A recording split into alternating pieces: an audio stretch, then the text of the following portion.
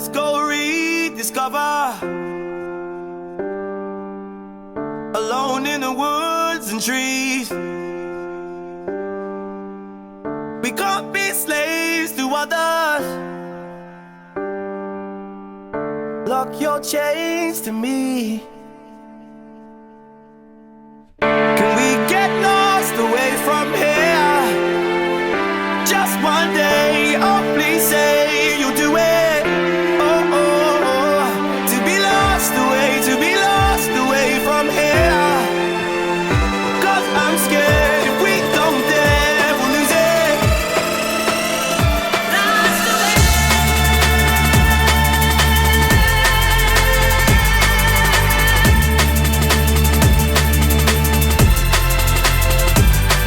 away.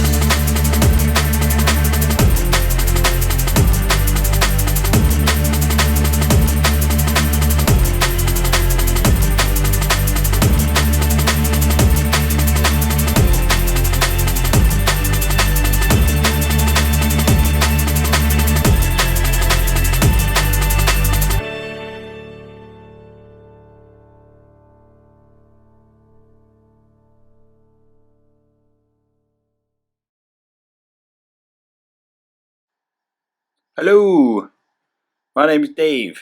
That's me legging it over the hill to deal with my troublesome bowels. Don't worry, we'll hear more about them later, along with these two handsome gentlemen, Mew and Josh. But I bet you're all thinking, what even is the Mongol Rally? Well, let me explain in what I am imaginatively calling a brief guide to the Mongol Rally.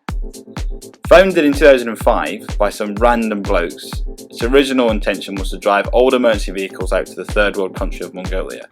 Over the last 10 years, Mongolia has decided it no longer wants a fleet of absolutely humped ambulances and fire engines, and therefore the rally has adapted into a more adventurous affair with some very loose rules. Rule 1. Round up some mates, preferably your best ones.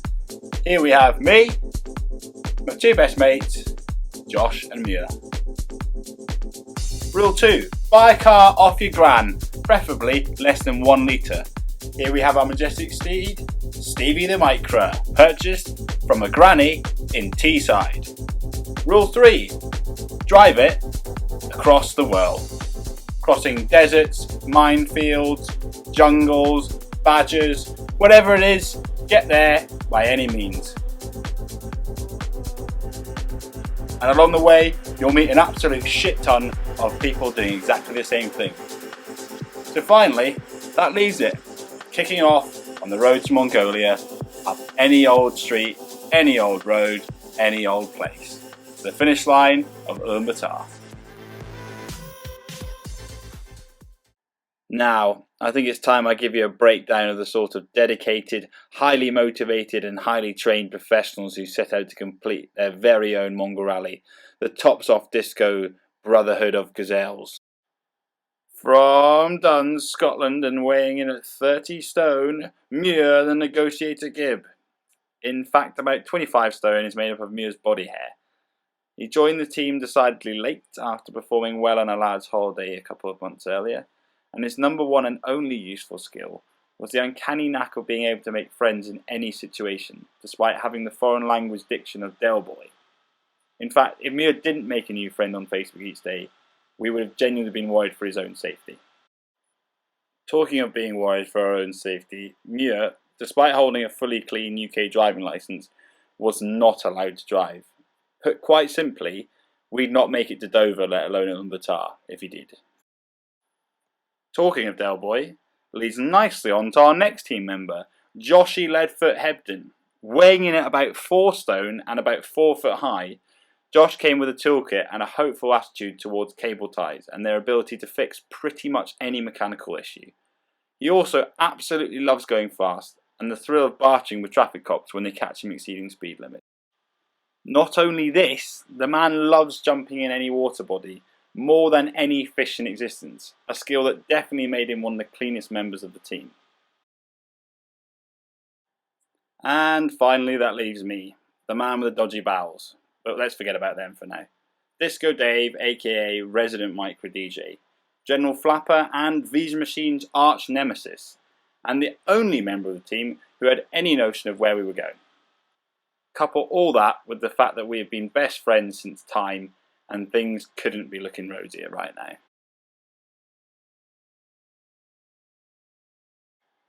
Being of the northern breed, our team had to start the rally a day early, as the Micro left country 1 and headed down into the traditional home of the rally, Goodwood Race Circuit. We entered country number 2, England.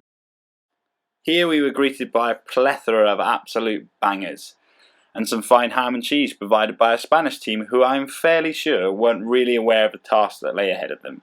It could have been the Rioja. So finally at 9 AM on the 17th of July 2015, we lined up on the grid at Goodwood Race Circuit. Driving round the track, young Joshy managed to overtake a Toyota Yaris and a smart car. This gave us a massive sense of achievement and faith in the car. Honestly, it genuinely did. The target for day 1 was countries number 3 and 4, from Dover into France and then across Belgium to its capital, Brussels.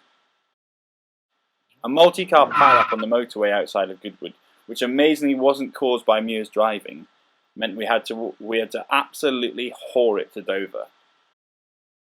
Quickly realising the car had the power of a stick insect meant we missed our ferry along with almost all the other teams from the rally. Fear not, everyone. P&O in good spirits let us on another one. Muir toasted leaving the UK with a pint. Josh decided to expose himself to an 8-year-old child while having a stand-up wash in the kids' toilet. And I got my rod out on the back of the boat. Fear not, everybody. International waters, so laws don't count.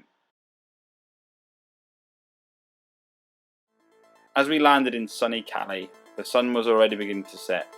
It was becoming clear that even on the open motorways of Europe, the Micro wasn't going to eat up the long distances fast.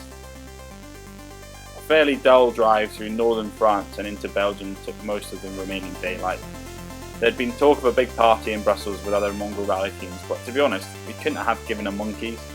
Weirdly, most teams race across Europe in a few days, while we have devoted almost 2 weeks to the task, and really weren't feeling the camaraderie of the rally just yet. Arriving in Brussels, we very quickly realised an error with only carrying large-scale European maps, in that they don't give you any idea of where you are in a city. Fear not, stepping into the fray, our first helper of the rally and secret Mongol rally fan, this lad. In a brilliant gesture of kindness that we would very quickly become accustomed to, the boys escorted us through the mental over and underground network of the city's roads to a decent place to eat and drink for the night. Unfortunately, in Brussels on a Sunday night there is fuck all happening unless you're into this sort of thing. After paying a taxi driver to literally drive us in a big circle back to exactly the same spot he picked us up at, and due to the fact we were driving 500 miles the next day, we left at 4 AM and camped in a field. God knows where. These exquisite drawings by Muir on himself capture the general mood of the car at this time.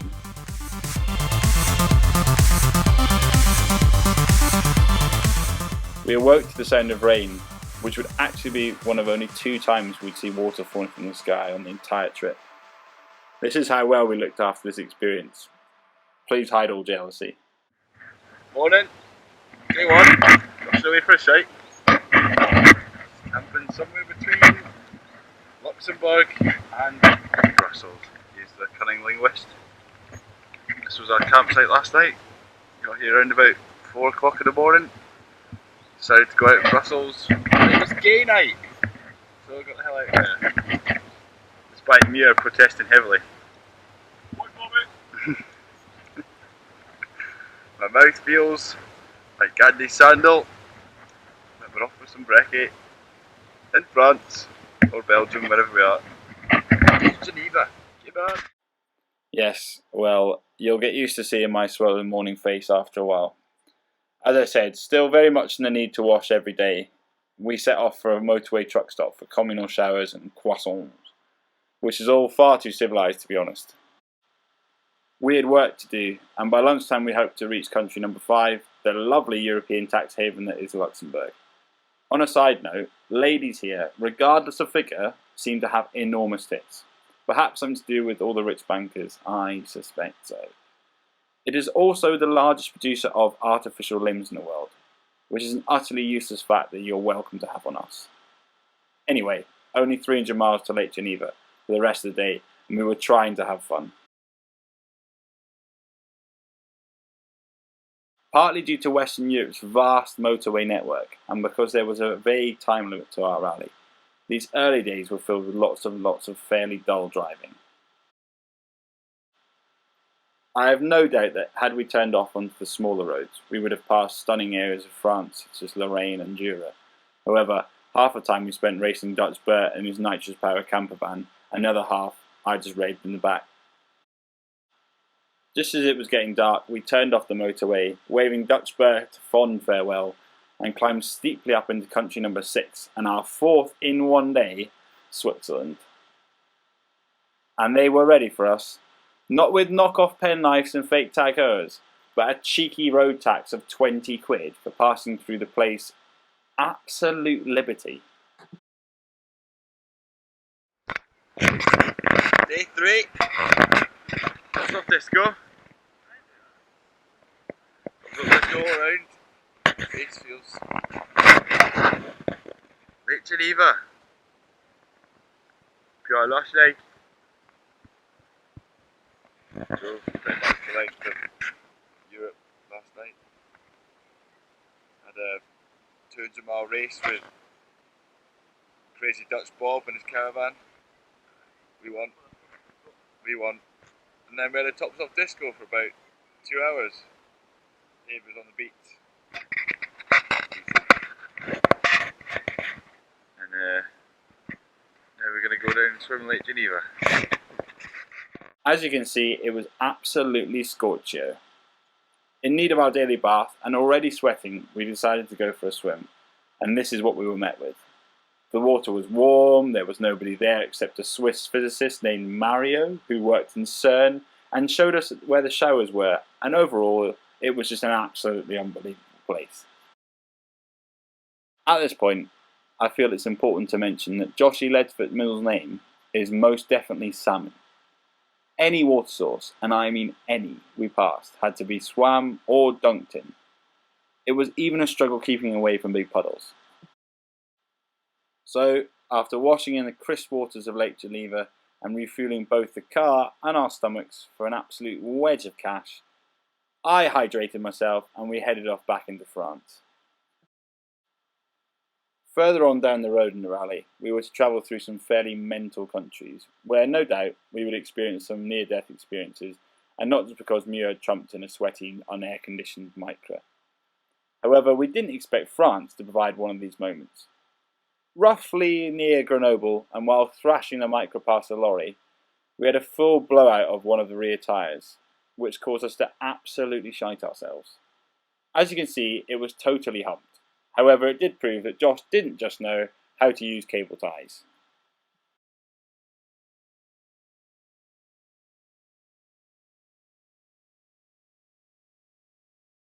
Today was proven to be a troublesome one. Just beyond our flirt with death, we discovered that the Micra also doesn't like hills, particularly 14% inclines. Rue Napoleon, ironically, was the road's name, and quite frankly, the Micra said no. Starting to lose a bit of faith in our now seemingly increasingly untrustworthy steed, we let it have a wee lie down in a little French village, while we found an absolute belter of a chateau and a sorbet factory. What was quite nice about this was it was actually our first real unplanned stop, and made us enjoy some of France, which we had largely ignored up to this point, as we raced Dutch Bert. So, just to get up a 13% incline, didn't go very well. Ended up cracking the fuel and coolant tank, and it was boiling over, but just turned around and basically that was the hill we tried to climb there. This is with Muir in the front. But we end up in a slow break time, which is lovely. And Chateau, which is a bit of a result really. Getting a bit sunburnt on the old right hand side, getting a lorry driver tan. There's some kids. But all in all, time for an ice cream I feel. Continuing on through the southern French Alps towards Cannes, the Micro and ourselves enjoyed the beautiful scenery, but once again our drive times for the day slipped considerably. On arrival on the French Riviera, we suitably parked ourselves up on the seafront in Cannes, fin de limon in hand after a long day where we could have binned the car multiple times. Alas, for our determination we were rewarded by a spectacular fireworks display across the Med, to which the waitress declared was obviously put on for 3 very sweaty Scots and a Micro. Joshy Leadfoot and his co-conspirator got on the sesh late into the night, and we certainly weren't living in the poverty lifestyle. Cannes and the French Riviera are just lovely, but one thing they don't have many of is places to free camp. The hillsides behind Antibes and Cannes, as you would expect, are littered with billion-pound villas. Finding a suitable campsite for 3 tents is a fine art form, and one which after 3 nights on the trot we had not mastered yet. Tip number 1 for Mongol ralliers in the making: it's a damn sight easier to find a campsite in daylight, and when 2 of your fellow ralliers aren't seshed. Alas, after almost 2 hours we came across this. Ugh, morning. Day 4. Oil himself up. Camped somewhere in the south of France, behind Cannes. Took about 2 hours to find anywhere that wasn't built up with mansions. And this ant-ridden bit of ground was it. Quite nice in the day actually. Still with ants in our pants, we trucked on down to Cannes for a daily wash. After a bit of selfieing from Muir, the beach showers were greeted with an extensive period of deep cleaning and not so subtle washing of lower body parts. Today, in terms of European driving, was a blistering sprint across northern Italy, punctuated by some fairly decent highlights. The first of which was country number 7, yeah, that is 7 in 4 days, and tax haven number 3, Monaco.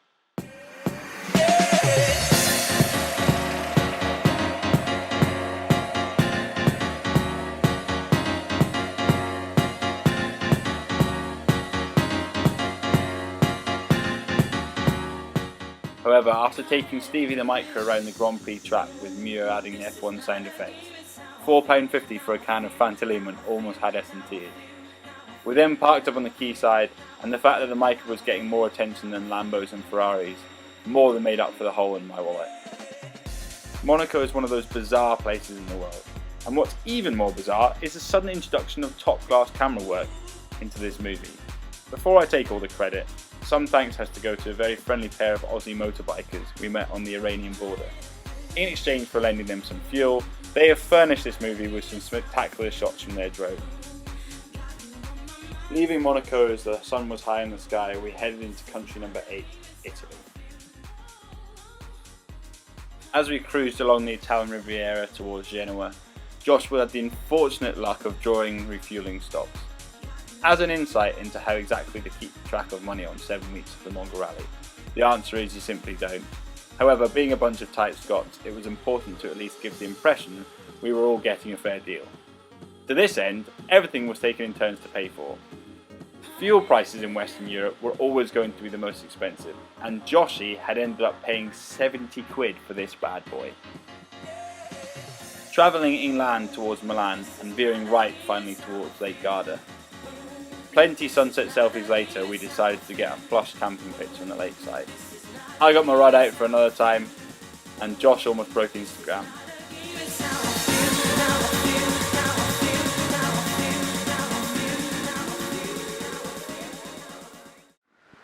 I had to get up in the middle of the night to stop our towels being blown to Venice. But this is it.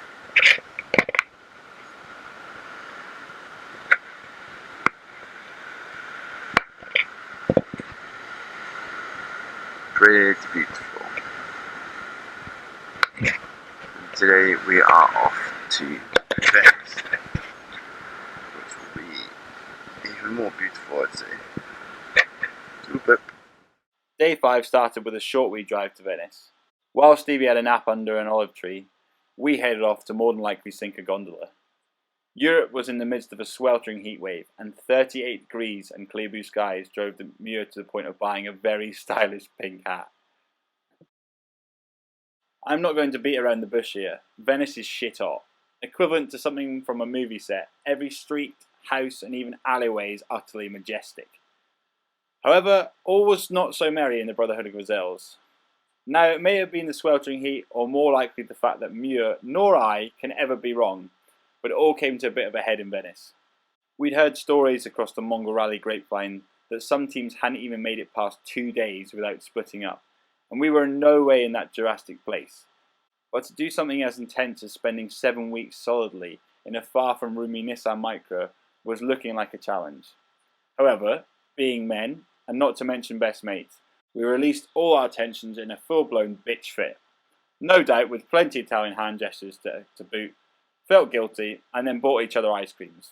And from that point on, we just got on, because quite simply, we were having the times of our lives.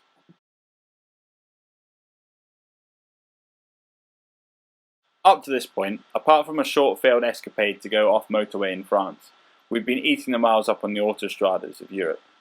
Motorway driving is both monotonous and had the added disadvantage of meaning you see absolutely nothing of the country you're whizzing through. As the sun drew towards the horizon, we arrived in country number 9, Slovenia, and realised that we actually knew sod all about the place. Making the conscious decision to turn off the motorway and into the incredible winding A-roads of the Southern Alps, Josh had identified the town of Tolmin as worthy of posting on Instagram, so we headed on in. Now, Tops Off Disco are more inclined to a rave than a death metal fest, but after arriving what we thought was going to be a sleepy mountain Slovenian village, to find a full-blown grunge fest going down, we thought it would be rude not to broaden our musical horizons.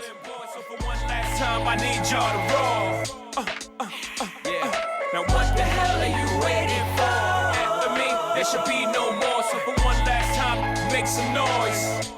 Get him, Jay. Muir and his pink hat had once again excelled himself, expanding his ever-growing Facebook friend list after making lifelong friends with a local microbrewer specialising in beer paddling pools, and a pair of Serbian nunchucks to boot. On another note, Slovenia's tourist board need to get their finger out, as this place is bloody beautiful. Would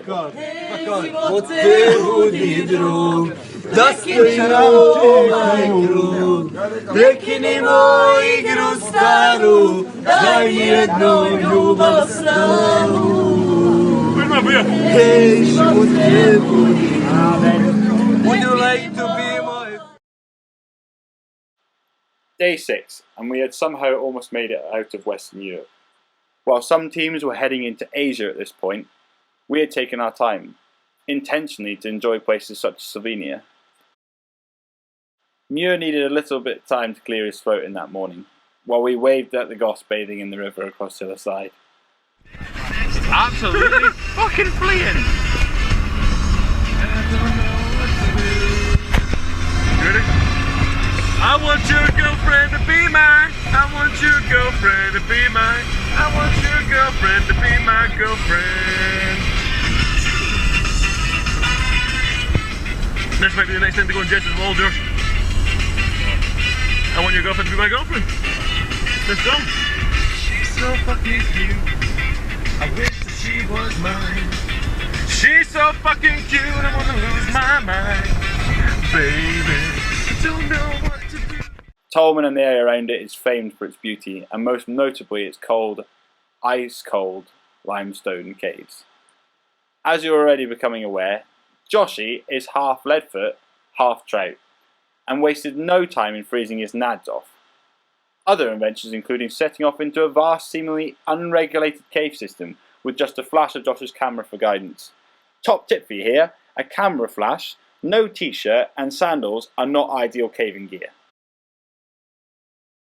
That evening our aim had been to head for Zagreb, but to be honest, we didn't want to leave Slovenia. So as the Tops Off Disco ravers stocked up on Chinese food for all of €6 in Ljubljana's main square, we took stock of a ridiculously nice country. We didn't actually want to leave, to be honest, so we didn't.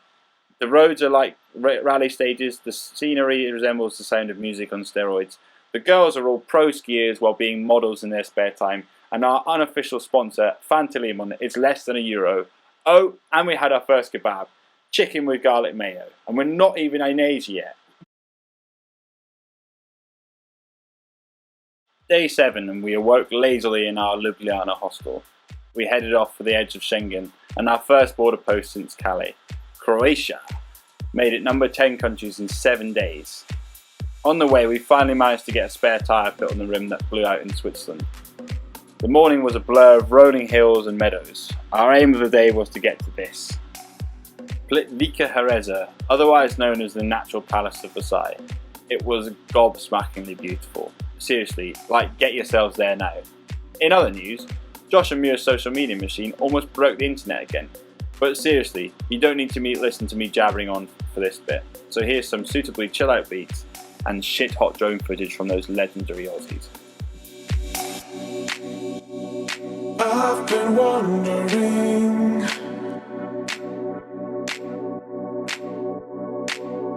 would you watch me slip away?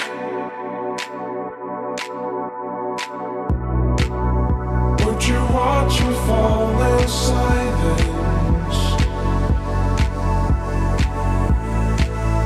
Would you watch me fall in silence?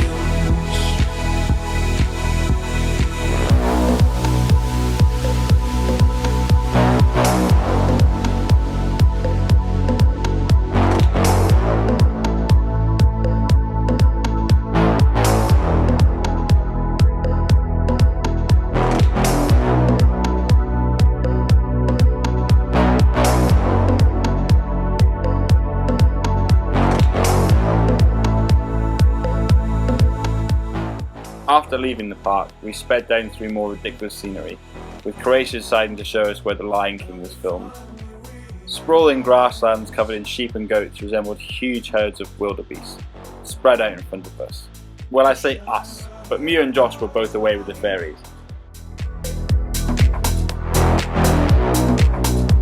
You know it won't last forever.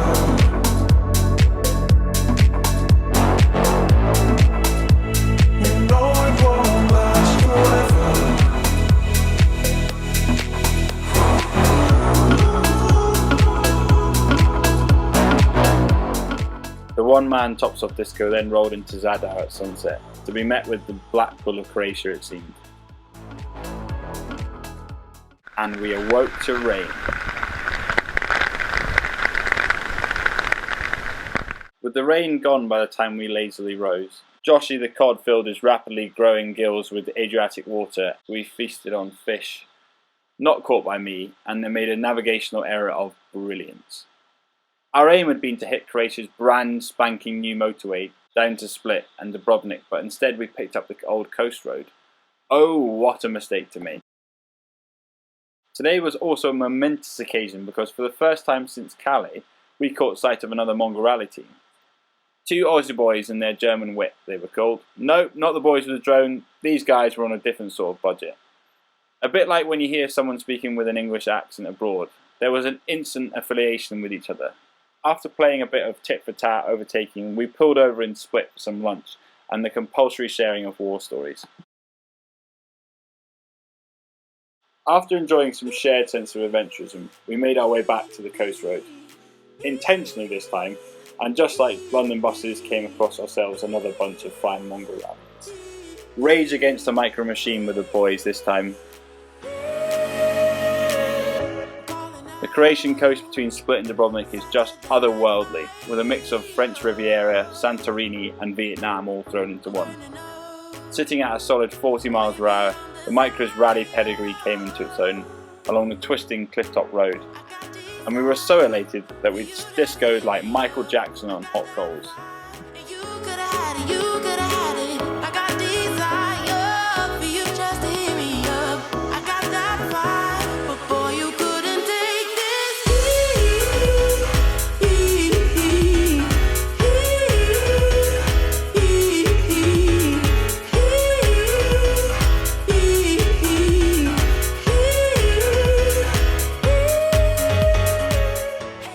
tops off and bottoms off discoers due to the insane heat, then rolled into the set of Game of Thrones, aka Dubrovnik, for an evening of octopus and Fanta lemons.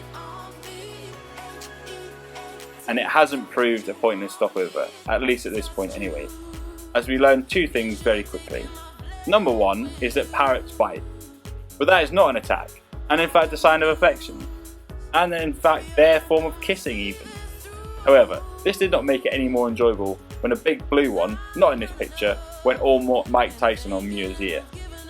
Number two is that regardless of what happens, in this case the bird on my shoulder going mental, Joshy Leadfoot will not stop voguing in pictures. The man is just a true pro.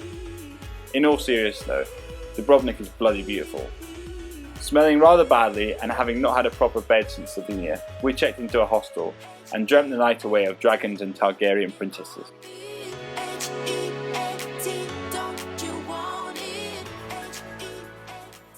Day 9 arrived with an instant border and a rather forceful advance on our trusty steed.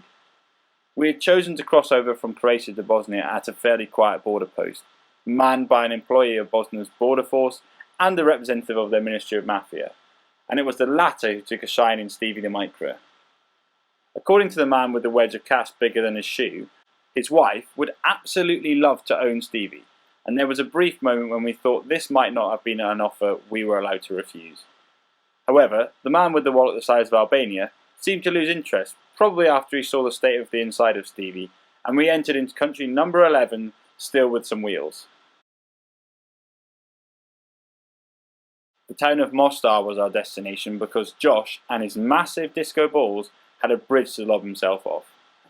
This is the Gazelles in Mostar.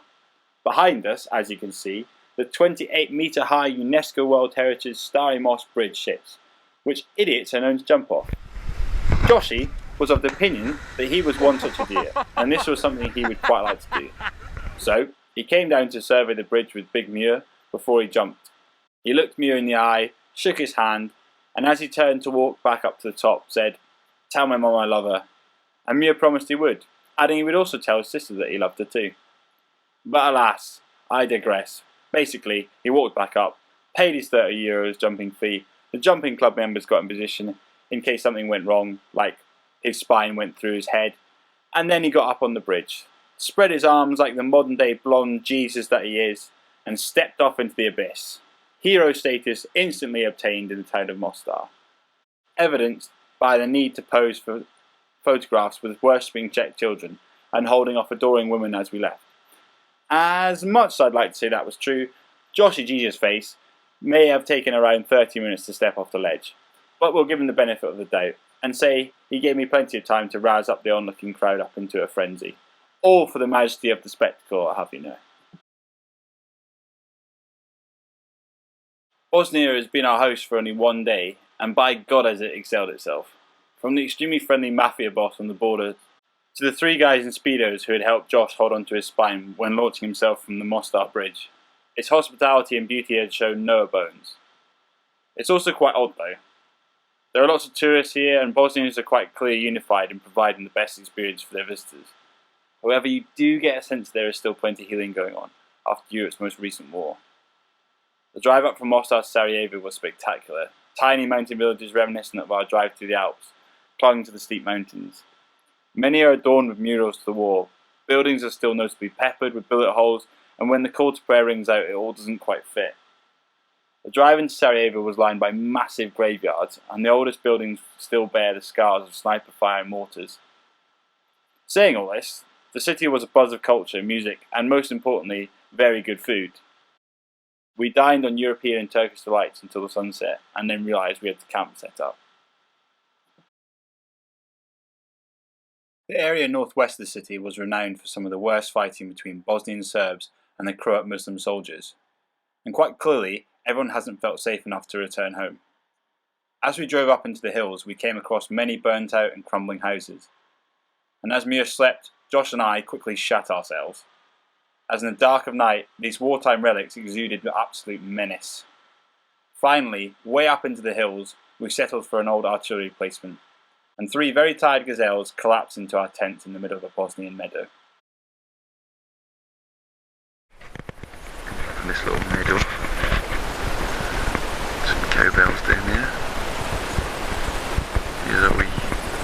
down there, next to what looks like an old sort of gun emplacement or something. And there's the most amount of insects I think I've ever seen in this meadow. Beautiful little village. Seriously creepy last night. Something about Bosnia that's a bit but today we drive pretty much through Montenegro and into Macedonia. So we'll see how that goes. So day 10 would turn out to be a little special, in all senses of the word. When I planned the route using Google Maps, I'd assured the rest of the ravers that Tops Off Disco would roll smoothly from Edinburgh to Mongolia on proper roads the whole damn way. This is because I abide by the mantra that if Google Maps says there is a road there, then it's drivable. Well, Bosnia proved that wasn't always the case. However, it couldn't have been a better presumption to make. After leaving our hilltop meadow outside of Sarajevo, we trundled, and when I say trundled, I mean at tractor speeds, through northern Bosnia. We passed through a number of towns which British NATO forces had defended in the war. Goradze, in particular, was worthy of note. Here, a small band of Welsh Fusiliers had literally held off the might of the Serbian artillery in order to protect the town from being another Srebrenica. As far as I'm aware, this could only have been the reason for an extremely glowing reception we three smelly men received from every one of the town's inhabitants. Plodding along through dense forest, Country 12 came very unexpectedly around a blind corner. A nondescript garden shed and a log across the road marked our progress into Montenegro. The driving was superb, but maybe not for the passengers, as many trees do not make I Spy particularly challenging. Fear not, as Muir and Josh spotted a remote football pitch, perched on the Montenegrin Alp. Not one for missing the chance to handle some balls, the daily penalty shootout which solved all unresolved issues ensued.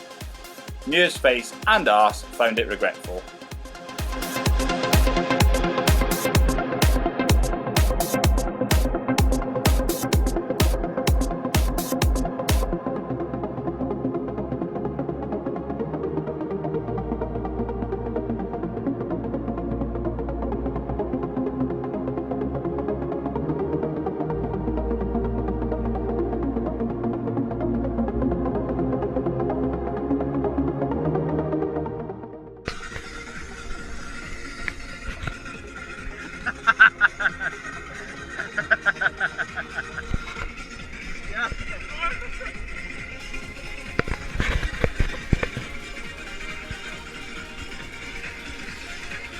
I see Chris in the cars of sea going now.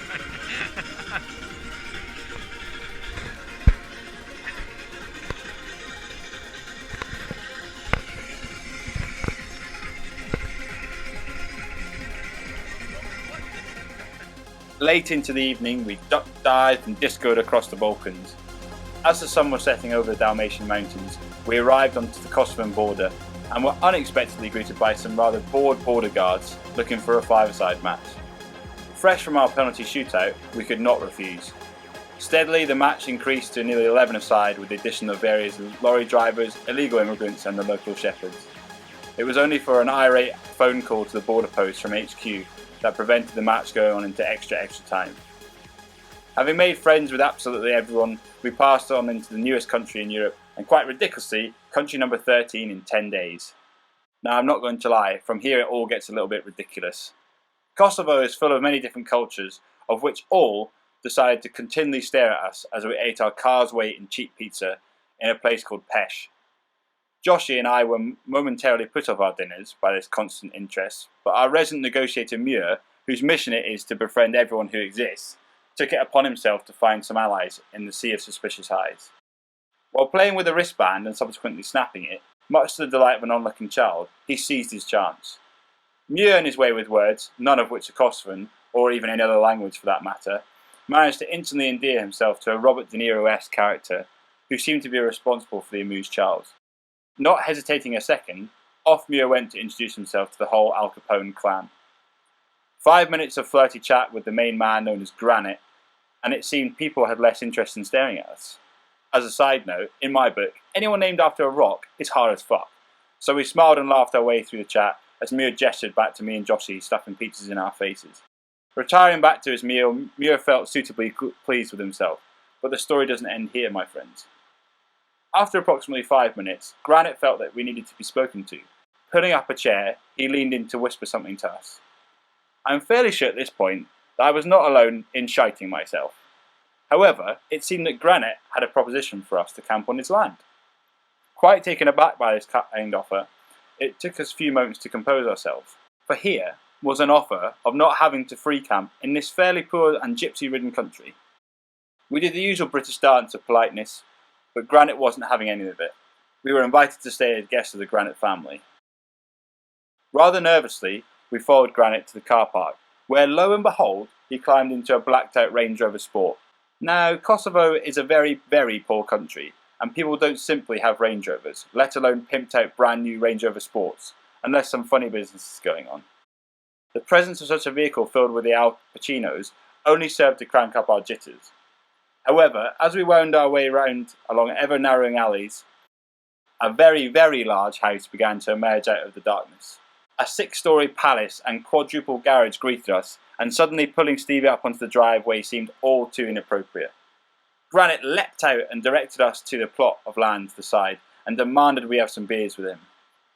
I, being a non-drinker, thought about declining such an offer, but sensed that Granite wasn't the sort of man you said no to. As we made small talk and over-exaggeratedly enjoyed our beers, one of Granite's brothers received a phone call, to which he whispered something to Big G after hanging up. Was this the moment he realised all we were good for was some miniature famous grouses and half a bottle of Hendrick's? There was a silence, while Granite found his words. He began. I'm sorry, but you can't stay here tonight.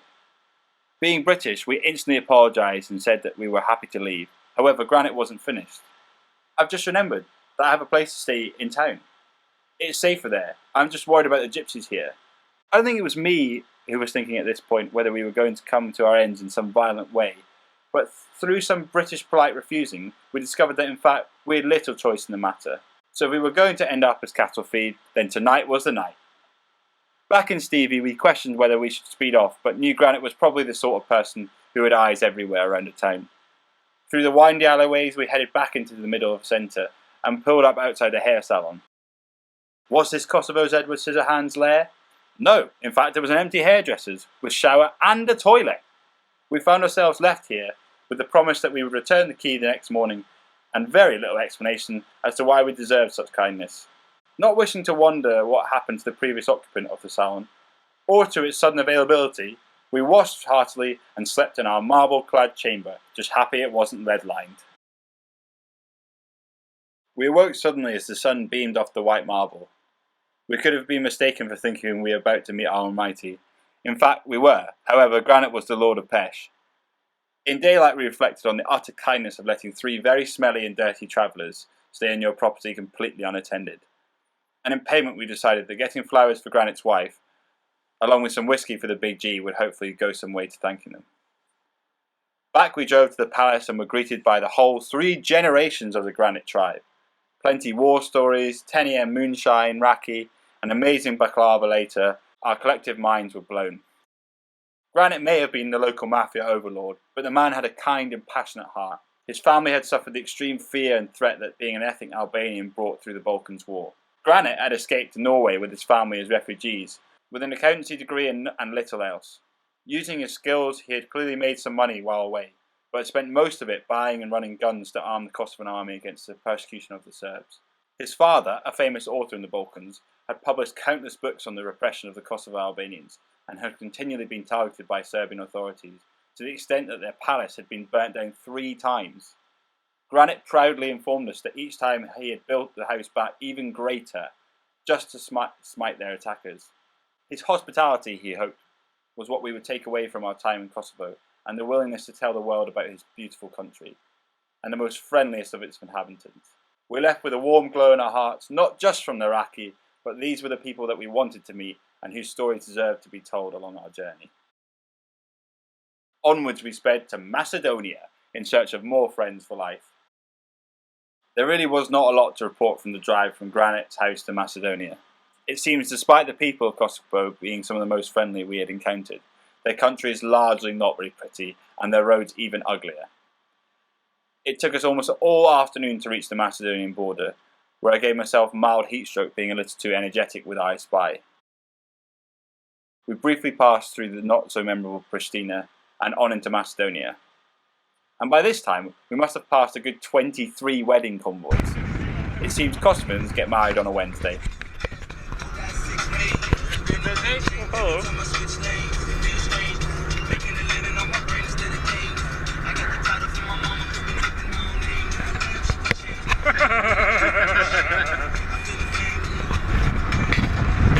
Macedonia is so boring that we draw.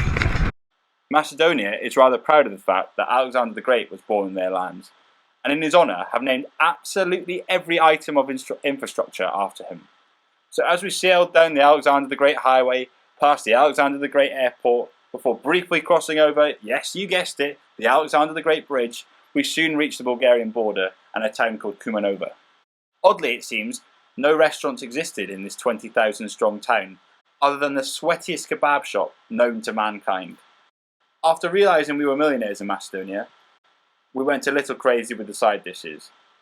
Camp was made a short trip out of town in a maize field, and we slept away the night happy with our day's work. Your daily selfie comes to you from sunny field in Macedonia, and the keen eye amongst you might notice there's an extra person today. This handsome gentleman is Mome, we think. We accidentally camped in his field last night, and rather than shoot us with his shotgun or loose the dogs, he wandered over, bared his yellow teeth, and said hello, we think, in Macedonian, and inquired as to our life prospects and whether or not we would be interested in the Macedonian wife. We replied we were not, and instead gave him a bottle of whiskey for not killing us in our sleep. This amused him greatly, to which he abruptly left. Fear not, he returned 5 minutes later with around 20 peppers, hot enough to burn you a new mouth, and now we and Mome are friends for life. After breakfast with Mome, we crossed into country number 15. It might have been the peppers from our Macedonian farmer friend, or the fact that Bulgarian towns all look like something out of a concrete catalogue, but we made a pacey drive across Bulgaria to arrive at the Turkish border just in time for sunset. This is the border of Turkey, hello!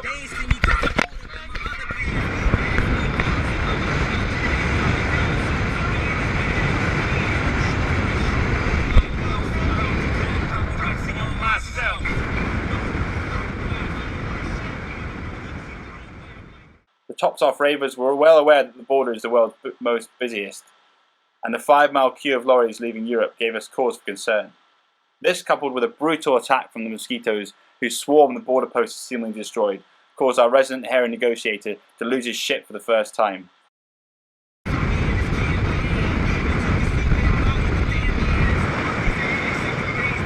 That's the dog.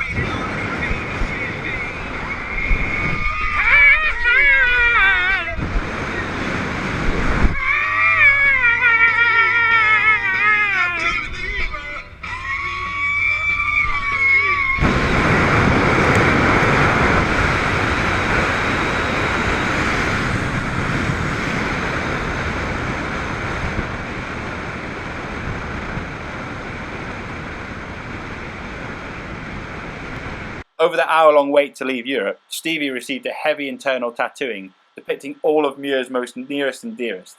If it wasn't for the fact that each sheet already had about a gallon of sweat soaked through them, this may have reduced Stevie's massive resale value, or not. However, with another greasy kebab, and after the Turks had finished mugging us off for car insurance we already had, we treated ourselves to a luxury £3 a night hotel in our 16th country. Day 13 brought about our envisaged halfway point. Actually, it was nowhere near halfway when it comes to miles driven, but this is the only city to straddle two continents, Europe and Asia, and as such is suitably busy. To try and get a feel for it, it is like Edinburgh during the festival but on crack. The driving here is also interesting. It feels it's more Muir's kind of style, however the Turkish recklessness behind the wheel has still not convinced myself and Josh of his driving merits, so his duties are still reserved to song selection and sleeping.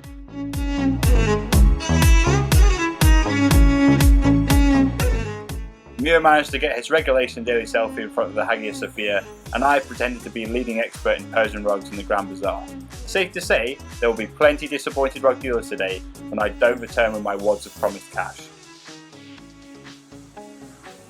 As I'm sure you can imagine, the Tops Off ravers had acquired a considerable amount of extra hair in the sweltering heat of Europe so far. And in prep for Istanbul's nightlife, Josh and I thought nowhere better than a Turkish barbers for some guy time.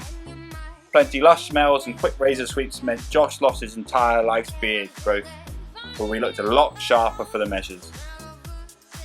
As a treat, we booked a pretty luxury hostel in the old town, and surprisingly bumped into two of the Mongol rally teams, who had exactly the same idea as us.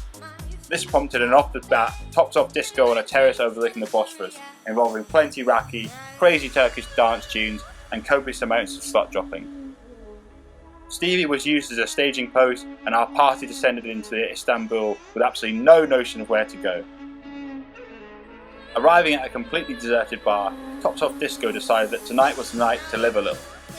Blessed with a very generous donation from our boys back home, with a promise this would only be used for a special occasion, entering this quiet bar filled with a couple of croaky locals listening to very questionable local music, with a trailing party of well over 20 folk, we decided that no tequila was safe, and therefore required to be disposed of.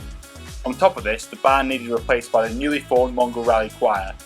Myself and Joshua became club promoters, and soon this small bar was Tops Off discoing into the sunrise. Other details are hazy, but somewhere in Istanbul was a barman who has the image of Muir's sweaty, hairy back burnt into his mind, but is much the richer for the experience. 2 weeks in, that's right. We're in Istanbul. Cheeky little view from the top of the hostel across the Bosphorus. Got a bit loose last night with these boys. Woo! That's right. Now we're off into town. 5 days to Iran. We awoke out of money with 3 lire between us, as I had used it to put a deposit down on a hair transplant. After I rather stupidly put all my shorts into the laundry and quite rightly had to walk around 40-degree Istanbul in jeans as punishment, Tops Off ravers finished off Istanbul's must-sees. We decided to leave the city during the evening to try and avoid its legendary traffic. 4 hours later, and only 100 miles gained, we decided there must never be a good time to drive in Istanbul. Nitrous-powered buses and lorries, drag racing across 3 lanes, made for a thoroughly harrowing experience, only broken by a brief stop in Maccadee's for a McBab.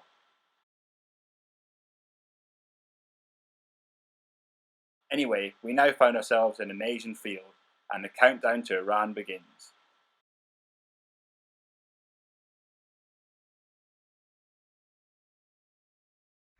Day 204. And we're in Bolu, Turkey. And these guys are bored. Bit of a long, horrific drive across Turkey last night out of Istanbul. About 5 hours to go, about 100 miles. Even though the motorway was great, the drivers were suicidal. And yeah, just in another field. This is pretty much just a tour of fields. But Istanbul was lovely. Now we go to Cappadocia, Turkey's Grand Canyon. Day 14 started with the realisation that for the first time we wouldn't enter a new country in the same day. The Tops Off ravers were very impressed by Turkey. A long drive across stunning countryside, looking a bit like the Russian steppes, ended in the alien landscape of Cappadocia. If you can't be bothered to look it up on Google, imagine Tatooine from Star Wars, minus Obi-Wan Kenobi, and you're halfway there. People have lived in the caves for centuries, and rocks are shaped like, well, let's be honest, massive dicks. Anyway, we keep you upbeat in front of the sunset and moseyed off to do as the locals do, sleep in a cave. Tomorrow we were due to ride in a hot air balloon at 4 AM before travelling towards Iran to see if Muir could sort out the Turkish-Kurdish feud. Morning. Pushing us in the evening. It's half 3. Muir's reading the book. Josh is breaking the boot.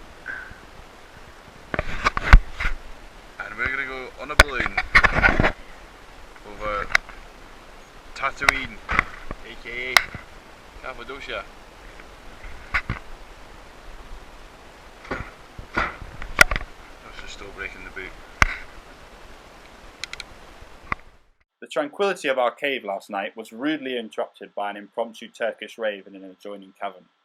Now, tops off discos would usually be in their element here, but when we had a balloon ride at 4 AM, our enthusiasm waved. Awoken, we shook ourselves off and enjoyed probably one of the most single beautiful thing that any of the ravers had ever seen. 200 plus multicoloured hot air balloons rising over Turkey's Grand Canyon at sunrise, except this Grand Canyon is riddled with ancient cave houses, and you're some way to the site that greeted us. When you don't realize you're in the moment until it's a memory.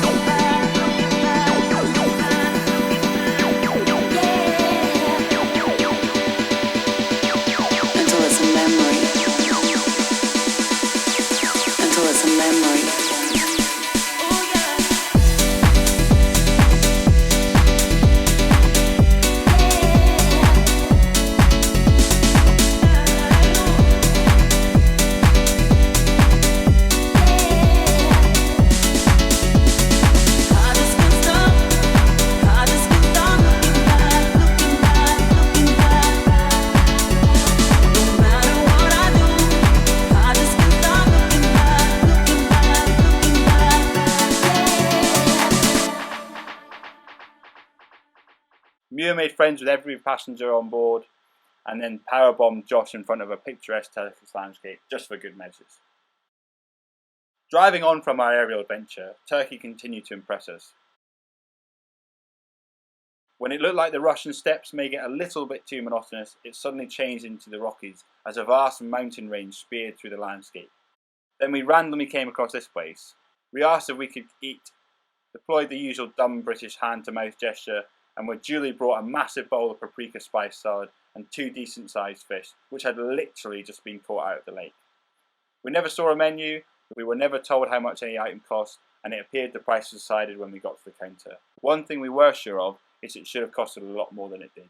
Afternoon, off for a bit of fishing.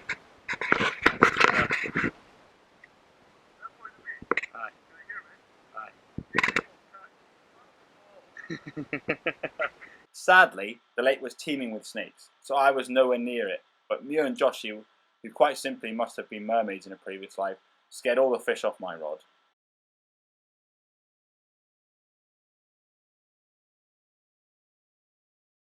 Trucking on through Turkish ski resort towns, we found ourselves in Erzincan. and treated ourselves to a half-star hotel and the first shower in 3 days. Morning from our 1-star Turkish hotel. That's fucking right. Come on. Half a star. Half a star. Luxury for the gazelles. Still better than camping. Better than camping. Although I quite like my tent. On with Tehran. Day 16, and still in Turkey, we grew amazed at just how big and deserted this place was. With the simple goal of getting to the Iranian border, we trucked on through mile and mile of Kurdistan. Kurdistan is utterly magnificent, and I can see why people have fought and died for it for decades. But this in fact was classed as a war zone by the Foreign Office. Turkey has been fighting the Kurds for much of its history, and periods of intense fighting over the years have left this part of the country politically cut off, and its people living in a state of martial law. We arrived in the town of Dugjiboy, I think that's how you pronounce it, which very sadly had been the scene of a Kurdish suicide bombing on its town's police station a couple of days previously. We knew this because all our parents had informed us of the fact 2 days earlier and told us to try and avoid the area. True to form, and due to the fact we didn't have a choice, we headed gamefully into the danger zone. In fact, we decided to dine over the road from where the suicide bomb went off, and also a mile away from an active volcano. Quite simply, a parent's worst nightmare. Sorry, Mum. The next day we were due to cross into Iran, where a guide had WhatsApped Josh to say, "He's there for a good time." We hoped there would be enough room on the roof rack for him.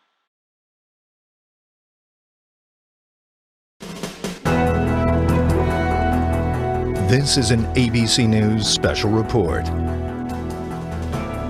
And good morning, everyone. For those of you that are joining us on Good Morning America and other programs, we're interrupting it right now because we have a special report here with David Murrell.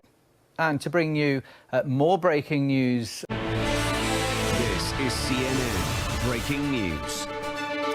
And this just into. We are just hearing the news. Well, there's breaking news now on Fox News Channel. Fox News has just confirmed that. Now, after the stories about bridge jumping in Mostar, the Granite family in Kosovo, and the lovely pepper farmer Mo in Macedonia, I honestly thought I'd run out of shit to tell you. Thankfully, this is not the case. So, this is it. What happened that fateful night on the Turkish-Iranian border? As usual, after our kebab, we left the confines of the town and drove through the dark to try and find a suitable campsite, both secluded enough and with as few animals that might bite or try and have sex with us as possible. This usually results in the ravers ending up in a field or down some dead-end mountain track, and this night was no exception. The process of camp setting is a simple one. We stick the spotlights on, pop the tents up in seconds, throw our sleeping bags down and anything mildly valuable, give our teeth their once daily rub and go to sleep. After being suitably chuffed at our manly strength, being able to force tent pegs into the hard desert soil, and while Muir tucked into a number of websites definitely banned in Iran, a flurry of cracks followed by a fierce whooshing noise pierced the night silence. Immediately, I crapped myself, demanding all lights be turned off, declaring that we were most definitely going to need to bugger off ASAP. Muir and Josh met this with their usual sarky comments, that it was most likely fireworks. Bearing in mind we were 20 miles from the nearest civilization, this just annoyed me. 5 minutes later, another crack in the dark, and the patter on the hillside opposite of ricocheting bullets. This time, I wasn't taking any shit, and now in full commander mode, and a slightly more wary Josh waited to see if we would come to our ends at the end of a kebab. But no more bullets came. Thoroughly papping myself, I was somehow outvoted 2-1 against leaving because Muir decided pop-up tents don't pop down easily. At this point, I knew fine well that I wasn't going to sleep. The knowledge that canvas is about as good as stopping bullets as a tampon halting a tsunami. All I could do was press myself as close as I could to the ground. Then, 10 minutes later, just as my mind was beginning to slow down, a deep rumbling began. The rumbling grew louder and louder and closer, and it dawned on me that being at the end of a dead-end track, whatever this juggernaut was, it was coming for us. Lights could be seen crawling up the side of our tents, growing closer. Something was out there, and it was unlikely it was looking to rave. With the rumble of this beast seemingly on top of us, a tannoy announced to us all that we were in deep shit. angry Turkish tone suggested that it might just be worth us stepping out of our tent and putting our hands to the sky. Josh and Muir, now deeply regretting their lack of fear of bullets, tentatively asked what we should do. Not being experienced in gunpoint standoffs, I thought like a Frenchman and said we needed to surrender. My tent was facing away from the angry Turkish machine, so to make sure I wasn't mistaken for trying anything funny, I took my time emerging from my tent. The sight that greeted me on unzipping my tent was equally as ridiculous as this whole situation. There, sat cross-legged in front of their tents, hands held high, utterly blinded by the spotlights, was a naked and very hairy Muir and a less hairy Josh. 3 foreign men, all with substantial beards, didn't look good in dazzling spotlights. Hands raised, we shouted, "Hello, we're British," in our poshest Downton Abbey accents, hoping to God the men with large rifles enjoyed period dramas on a Sunday night. Peering into the darkness around us, dark shapes with big guns could be seen flanking the camp, and a man crept towards us from what was now visibly 2 large armoured vehicles. The figure approached further, and then, probably guided by the outrageous stickers on our car, decided that it was safe to approach and shake our hands. A quick quip from resident hair negotiator and a request that maybe camping in a war zone wasn't a clever idea and that a hotel might be more sensible by the man with a gun resulted in us deciding that 1 warning shot was plenty and 2 was certainly not a party. Anyway, we're alive and the Turkish-Scottish relations remain stronger than ever. What wasn't the best idea though was to then post all this on Facebook before entering the communications black hole of Iran for the next 5 days. Good morning, ladies and gentlemen, and it's day 249, roughly, and we are about to go into Iran. On our left and right, you will see the shithole of Return, which is where a bomb went off 2 days ago. Last night we had a little bit of a party with some Turkish army guys who promptly shot at us, but we're fine. Here's some of the little kids who are going to wait for the camera and want money. It's not happening. Hopefully this traffic light will change soon because this is a bit awkward. This is just getting awkward now. Oh, they're waving. They're all waving. And they're going. I think they're worshipping us. Don't touch this shit on the roof.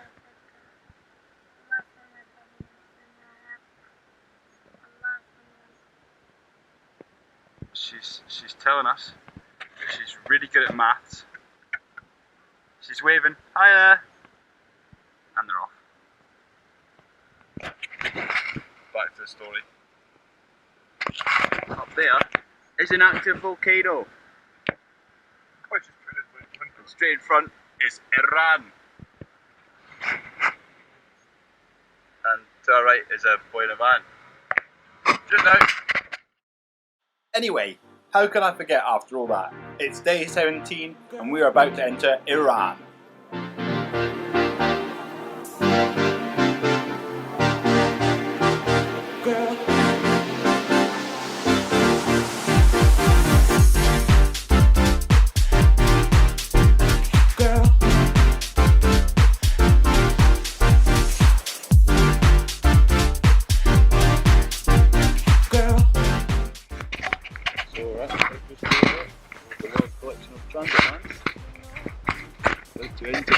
Iran.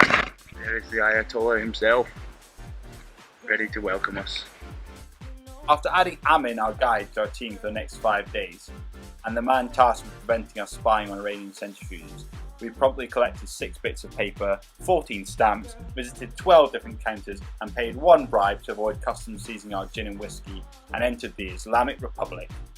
And what do we think? Well, since petrol is 5 pence a litre, food even cheaper than Turkey, and everyone buzzing to see 3 outrageously non-Iranian people, we say, let them enrich Iranian to their heart's content, because we love it here. A little bit of context here may help you understand why Iran is such a big deal. Firstly, for decades they have been seen by the West, and often played up to by their various mental leaders, as enemies of democracy. A pro-terrorism Islamic society whose sole aim was to piss everyone off by building nuclear weapons. The Foreign Office website actually states that any UK national won't receive consular support in Iran. Well, frankly, this just heightened the sense of excitement. We ploughed on through towards Tabriz in a mammoth leg of driving, with the only really alarming thing being the range of combat knives for sale in the petrol stations. Having a guide was proving to be very enjoyable, as unlike when we were driving alone, we had our own personal Wikipedia in the front seat. Amin was a brilliant bloke, clearly well travelled and exhibiting proficiency for English better than ours. He was also a lover of all things Western, and it was fairly obvious he was enjoying babysitting 3 large Scottish Western blokes, instead of his usual busload of German OAPs. Not only did he have a fountain of knowledge on the things we could see, it was brilliant to have someone who could make us aware of the various cultural nuances that we had definitely been missing in every other country. We arrived into Iran's second city, Tabriz, late in the afternoon. A further additional requirement to obtain our Iranian visas, other than having Amin shadow our every move, was that we were required to stay in a minimum of 4-star hotels every night. After having been on the road for nearly 3 weeks now, of which around only 2 of those nights were spent in a bed, this blew our bloody minds. I showered like I never had before, and I felt very sorry for the maid who had to steam clean that bathroom after I removed about an inch of dirt from all body areas. Amin was keen to show us some real Iran, and we also needed to exchange some cash for Iranian rials, and this is where we discovered we were also billionaires in Iran. When you hand over a few dollar bills and require a handcart to carry home the reciprocal rials, it takes some getting used to. We mooched about Tabriz's centuries-old bazaar, got stared at a lot, but generally Iran was a bloody nice place.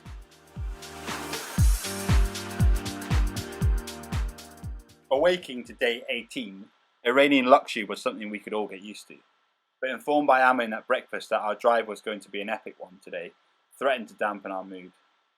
However, Iran kept on giving. Amin was given a 7-hour education in R&B and hip-hop, and can now pick his biggies from his Wu-Tang clan no bother. But where the real fun really was on a hot night on the road into Tehran. It's an interesting road, where the normal rules of driving don't apply, and where a 3-lane motorway is used like a 6-lane one. People are overtaking on the inside, buses seem to have superpowers, and people are happy to switch across a few lanes without looking, never mind indicating. Amin gleefully informed us that one of the ways young people meet each other in Iran was to pass their phone numbers into each other's cars, so we resolved to try this. A couple of cars here and there, and Amin's number was on more phones than his already stressed girlfriend would have liked. However, when we really resolved to testing Amin's bird's patience was when a swanky new Mercedes flew past us with 2 rather splendid Persian ladies in it, waving frantically across. Somehow, against all logic, and employing some of those things that are only legal on Iranian motorways, we caught up with them. Joshi managed to put Amin's number into the lady's hand at the first time of asking. Not only that, they seemed fairly impressed with our micra for some god-known reason, and suggested dinner. Waving them off into the sunset, we knew fine well we were never going to see them ever again. Or were we? We arrived into our 5-star hotel right next to the Revolutionary Guards HQ and some splendid murals, and an hour later Amin informed us that we had a date. Slightly amazed by this outcome, we donned what respectable clothes we could find and set off into the Tehranian night. Guided by Amin, he informed us that we were heading towards what he proclaimed was one of the most exclusive joints in town. We turned up at this place resembling something James Bond would meet baddies in. 2 massive mutant doormen greeted us, and trying to look smart after nearly 3 weeks of living on the street proved difficult. Like the classy guys we are, we arrived early and required Amin to communicate by some miracle we actually do have a reservation here tonight. Perching ourselves up on the roof terrace, we parked ourselves with just enough time to observe a cascade of rather attractive Persian ladies descending from 2 gleaming limousines. Feeling all a bit inadequate for this, it was a tad awkward at the first, but after all sorts of fancy smoking things and some non-alcoholic but heavily caffeinated cocktails, we managed to get a real insight into the life as a billionaire oil heiress. We were dutifully informed that actually you can do anything in Iran, as long as you have enough money. These girls were ecstatic that the nuclear treaty had been signed and sanctions were about to be lifted, if only to make it easier to get hold of designer gear. In all seriousness though, they are a lovely bunch who epitomise the young generation of Iranians we met throughout our 5 days. A lively, westward-looking bunch who just want to get out and see the world for themselves. It's almost at the point now where I'm starting to think this is all set up, because every person we meet is fantastic. I'm not sure how Turkmenistan can top this, but having legal booze should help. Another luxury Egyptian cotton cocoon sleep was beginning to make us forget what camping was. However, in order to avoid Amin's phone book running out of space, We left early to avoid Tehran's legendary traffic, and the micro went straight into making a 2,500 metre ascent of the Alborz mountains at a solid 15 miles an hour. We were rewarded with a 200-mile freewheel down the other side, all the way to the Caspian Sea through Iran's beautiful cloud forests, home to leopards, antelope and plenty kebab shops, of which we saw none of the former but lots of the latter. We also sped past some fellow Mongol ralliers and of course exchanged war stories, while Amin and their guide no doubt shared notes on how to piss off their girlfriends. Today was also a very special day as we saw the sea for the first time since Istanbul, and it got Tops Off Disco's resident mermaids Josh and Muir just a little bit excited. Iran's Caspian Sea Benidorm was the scene of today's social faux pas, and the comical sight of an Iranian beach resort. Now with the temperature at a solid 40 degrees and humidity pushing 100, scores of fully clothed, including headscarfed Iranian women, were bathing in the Caspian's insanely warm waters. And when the Tops Off ravers with nothing but skimpy trunks on and decorated with impressive trucker tans charged onto the beach, this caused a bit of a stir. The sheer balls of what we had just done must have temporarily stunned the camouflage-clad lifeguards, as their sharp whistles weren't heard for a good few minutes. Thankfully, Amin was there to negotiate us out of solid jail time and explained that we were clearly mentally retarded, hence should not be stoned to death. Anyway, after our brief salty bath, we motored on down the coast to some more luxury accommodation and Muir's second Persian bride. Day 20 was spent very lazily running up into the Iranian cloud forest above a small town called Gorgan, awaiting for Muir's newest Persian wife to meet us for lunch. The previous evening, Muir had been late to bed, and it had transpired that Tina, the hotel receptionist, had taken quite a liking to his hairy looks and sharp wit. Tina had brought herself a friend, who I imagined she intended to fob off onto me or Josh, but alas, we were more interested in the kebabs. After a hearty feed, in a lovely mountainside hut very similar to a Tibetan tea house, we ploughed on through the Golestan National Park, which, as I'm sure you're expecting me to say, we found incredibly beautiful. I managed to give myself a croc neck, gazing out of the window like a drunken dog, trying to spot a leopard, but alas, the mythical creatures evaded me this time.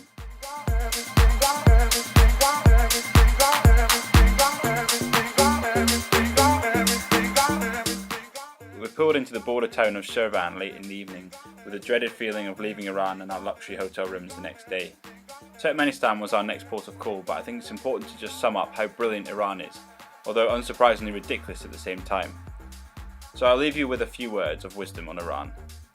People have by far been the friendliest, most beautiful, and beyond welcoming we have encountered, and that's saying a lot considering what we've just been through.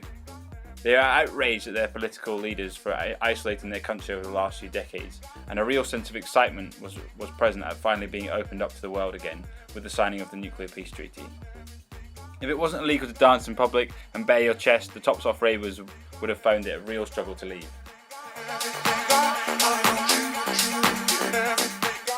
Today, the ravers crossed from this world's second most secretive country, Iran, into the world's third, Turkmenistan, otherwise now known as the Hunger Games. Now I'm sure you're all aware of the plot of this well-known series of books, but I'm sure you'll get the gist.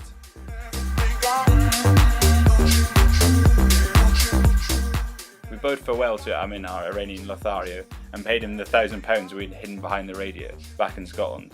Why, you ask? Well, because quite simply, credit cards don't exist in Iran, nor is it possible to transfer money there too. Something about sponsoring terrorism, apparently. Anyway, we then spent 2 hours having a chat with the Turkmens about letting us in, and they made a splendid effort at beating the bureaucracy of the Iranians, while in the meantime destroying half the rainforest in meaningless forms. Meanwhile, while I was anally probed for contraband, Muir and Josh had a great time throwing sandals and catching ants. We spy on Turkmen with spy camera. On departure from this outstanding facility, we descended down from the Iranian hills to behold Ashgabat, the purpose-built capital of this utterly odd nation. The city's all-white marble buildings glowed in the evening light, like the whites of our eyes in the Turkish army's crosshairs. Driving into the city, the roads were immaculate, completely empty, but lined every 100 odd metres with these. Nope, not Mara and Fellaini's lookalikes, but the campest-looking soldiers you've ever seen. Somewhere between a stereotypical action man uniform and an outfit designed by Julian Clary, and you're only halfway there. Anyway, we digress. What this all unfortunately meant was that we have absolutely no photos of this Willy Wonka city. Any sign of a camera and the Fellanis were on you like wolves. So here's a government approved tourist video to show you all the magnificence.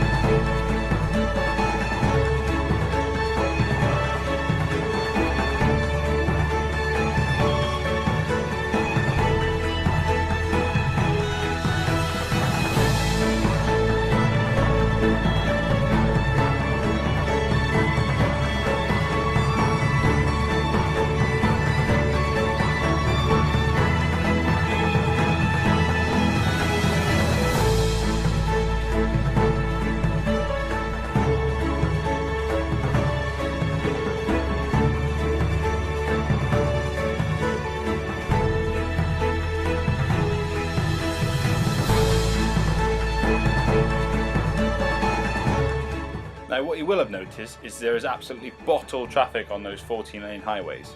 Was this filmed when no one was around, you may ask? Well no, it's just because no one has cars or even lives in this marble-clad Disneyland. We moseyed into the city and there was literally no one there. We must admit we had heard rumours of this place, but it's beyond odd.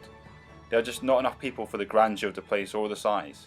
Why, you may ask, does this place exist? Well, it all comes down to this man, Gurumanguli Beremumuzundao, the lifelong president of Turkmenistan. No jokes there, that is actually his title, lifelong president. He's a bit of a crackpot and loves the idea of being in total control.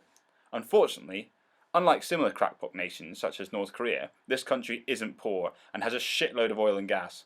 So much so, they can build an entirely new capital, aka Ashgabat, in whatever style they want, and then once it's finished, afford for no one to actually live there. Heading out of town, the motorway was pristine, and we had dreams of cruising the 300 kilometres to be in a town called Mary, our stop for the night, in a few hours. Alas, as we approached around 25 kilometres out of the capital, we entered District 13, where the road might as well have ended. It seems the crazy dictator hides in his paradise capital, while the Turkmens carry on as they have done since the Silk Road first opened. A couple of kilometres later, and in the pitch black, we camped next to a railway, where praying mantis scared the crap out of me all night. 4 nights in 4.5-star Iranian hotels had softened us up.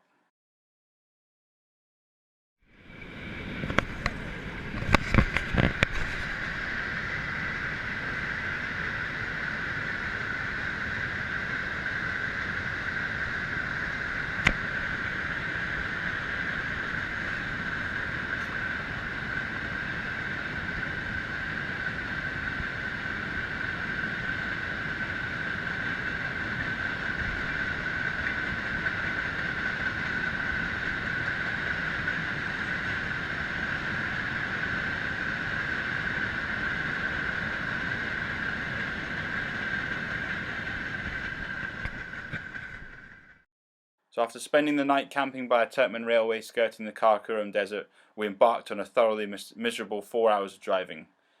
It would have been considerably easier getting the micro across the moon had the apparent Turkmen M1 between the old capital Turkmenabat, aka the gas terminal, and Ashgabat, aka the marble ghost town, but we ploughed on. I Spy quickly dried up after the word tarmac was used more than half a dozen times, and not even I, the resident DJ in the back, could get the tunes pumping through to massage us through the dull pain that morning was. So we put Adele on and wept communally until lunch, when we were finally rewarded with camel and a proper desert with sand dunes, tumbleweeds and plenty puff adders. It's a motherfucking camel! Woohoo! Either that or our copious amounts of Fanta we drank at lunch might have made us a bit cheerier. As we drew near the Uzbekistani border, we bumped into 3 other rally teams, making their way across this ridiculously precarious pontoon bridge between the 2 countries.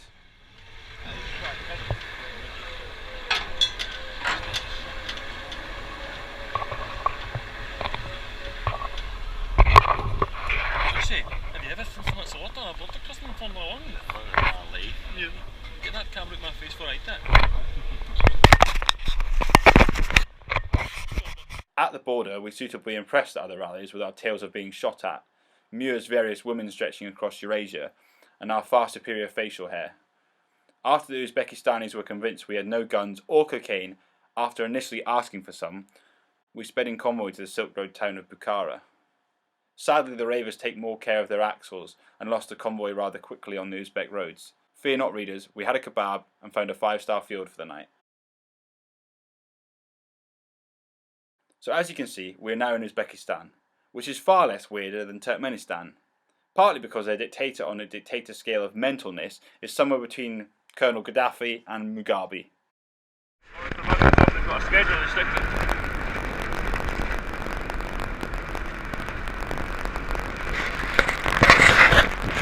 M1 is Uzbekistan.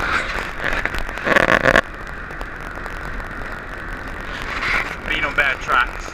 And there was us thinking the motorways in Turkmenistan were bad, until we came across Uzbekistan's attempt that morning. After Muir had exchanged some famous grouse for plums and I won't report you to the police for camping in my field card with a local farmer, we left our field with Josh at the wheel. We're still not sure if Josh slept with a bee in his tent, or if his kebab didn't quite agree with him from the night before, but he wasn't in a mood to linger, making a full-on Uzi out on the motorway. Incredibly, the micro and our spines made it into one of the oldest cities in the world. Branded as east meets west, this town lies in the infamous Silk Road between Europe and the Far East. Granted, it did feel like they hadn't upgraded the roads in about 1,000 years, but this city is on many a world traveller's bucket list. So what did the ravers think? Well, to be honest, much of the place is new, apart from 2 very impressive mosques and Alton Jojar Chicken, quite frankly the finest chicken shack this side of Nando's. However, we were met with quite a major problem while staying here: money. Between us, we were walking around with 4 different currencies: American dollars, which are immensely useful, and there is an active black market trade in which the dollar is valued at twice the rate of the official exchange rate. This is because Uzbekistan strictly keeps track of all the official dollars in circulation in the country, for some unknown reason. This trade can be seen no better than in the road literally called Money Street, in which every man is a money trader, and as the dollar can fetch up to 4,500 Uzbekistani sum, every money swapper has an unbelievable amount of notes. I'm talking bags and bags full of stuff. Muir had been given 110,000 in change when buying petrol, and it was such a ridiculous amount of money, he could barely fit the change in his carrier bag, so the Uzbekistan sum was essentially valueless. We then also had a selection of Scottish pounds and some Turkmenistan manat. The Scottish pounds, as any person will tell you, are as useful as a cock-flavoured lollipop at the best of times, and on Money Street we were being offered a quarter of their value. But the Turkmenistani notes, they were something else. In Turkmenistan, they had gone for about 4 manat to the dollar, but it soon became clear they were worth nothing anywhere else in the world. This is due to our previously mentioned jovial Turkmenistan dictator simply making up his exchange rates, and when the manat becomes too weak for his liking, he just makes it worth more money again. This makes them pointless as soon as they are outside of Turkmenistan. I, in all my wisdom, had transferred quite a bit of cash into manat and was actually laughed at when trying to change it. I also had my bloody traveller's check still, which would have been more useful burning for warmth in the desert. Anyway, with our panniers of money strapped to the car, from here we left the flat plains of the Caspian Basin and began our ascent into the Himalayan foothills of northern Afghanistan and Tajikistan. We're not sure if it was the heavy right-sided tan of myself and Josh or the phenomenal hairiness of Muir, but the Uzbeks just didn't want to wave at us goodbye. The border just outside Tamarkan was mysteriously closed to the ravers, with a suggestion of an old Russian landmine being found on the road. But unless half the population of Uzbekistan are bomb disposal experts, it seems to us that it was only the micro that wasn't getting through. Alas, after waiting around to try and make it awkward, and even offering to pay a bribe, we were finally convinced, as we watched another rally team suffer the same fate, that we weren't getting through their border. We swallowed our pride and headed for the next border post, a solid 200 miles north near Tashkent. Incredibly, we were blessed with a black ribbon of new tarmac most of the way to temporarily ease the pain. However, our joy was only short-lived. So today we are investigating the wonderful world of the borders between Uzbekistan and Tajikistan. This is the once wonderful castle of Sir Peter the Magnificent. One spire for each daughter. Look at all the telephone wires. He needs all of the wires to phone his birds. He's got so many wires, he ran out of fingers. And then he can't count anymore. Quite magnificent, I think you'll agree. Immediately after filming this, we were spotted by an Uzbek border patrol and promptly arrested. This part of the world is sadly still very suspicious of Westerners, and 3 lads in a micro filming shit were obviously seen as promotion worthy by the Uzbek Boy Scouts. After an hour's searching and questioning, we arrived at the border to find it was, yes you guessed it, shut to micros. 200 miles further north from our target, we illegally camped in a field just to spite them. The only momentary respite was, it seems, found in Alton's Rave Bar, which served some questionable edible kebabs, and also another wifey Mia.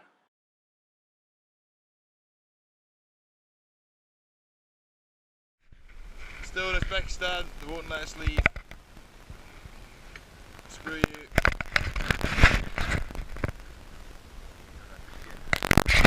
Uzbekistan. Me and you only finished. You see this? You see this grotesque, uninhabited wilderness? I see it. I see lots of things. I see everything. This is enough. I can't take much more of this. It's starting to get dead. An nightmare. As we awoke in a field outside the old Soviet coal mining town of Badabad, still mercilessly in Uzbekistan, we had hoped for the day that, unlike yesterday, it wouldn't be an utter waste of time. I, being a man of severe OCD, was already stressed that for the first time in 6,000 miles, we had dropped behind our schedule. After skirting the Uzbekistan border for another hour, we finally found the gate into Tajikistan. While Mew and Josh doted over the drug dogs, I did the usual paperwork, and we finally managed to leave this rather boring stand behind. Faced with the first mountains we had seen in days, our minds must have been distracted as we promptly took a wrong turn, or shortcut in my eyes, along a clearly inadequate track. As we rattled along the track, it seemed to be heading straight back to the bloody Badabad coal mining town, whether mercifully on the opposite side of the fence. Now, our resident Insta-famous Mew and Joshi are always on the lookout for a photo opportunity, and the old coal mine was quite cool, to be fair, resembling a battlefield from Call of Duty or something similar. But the hydro dam a little further on was too much for them to resist. Hopping out, Mew got snap happy, only to be apprehended by a job's worth Tajik soldier. It seems we hadn't learnt our lesson from the night before. The Tajik army don't quite wear the homoerotic Asian cowboy uniform of the Turkmens, being more Jimmy Carr than Boy George in its appearance. However, his gesturing of his AK-47 suggested he was quite looking for a promotion, and 3 British spies in an inconspicuous micro was his ticket out of this shithole. Ushered back to his clubhouse, we were promptly sized up by what seemed like an entire battalion as to what we were taking photos of this top secret dam, and then promptly arrested again. After 2 hours of getting nowhere and no sign of a bribe coming their way, they got bored and called the local police mafia to escort us to the town and have our full details taken. Thoroughly OCD enraged, I totally lost my shit, which seemed to frighten the locals into letting us go. Onwards and upwards, they say, and thankfully after 2 days of encircling Badabad, we were rewarded with an utterly superb drive. The Tajik roads are excellent, and this one clung to a cliff 20 metres above a raging torrent, rising up to a set of crazily high mountain passes.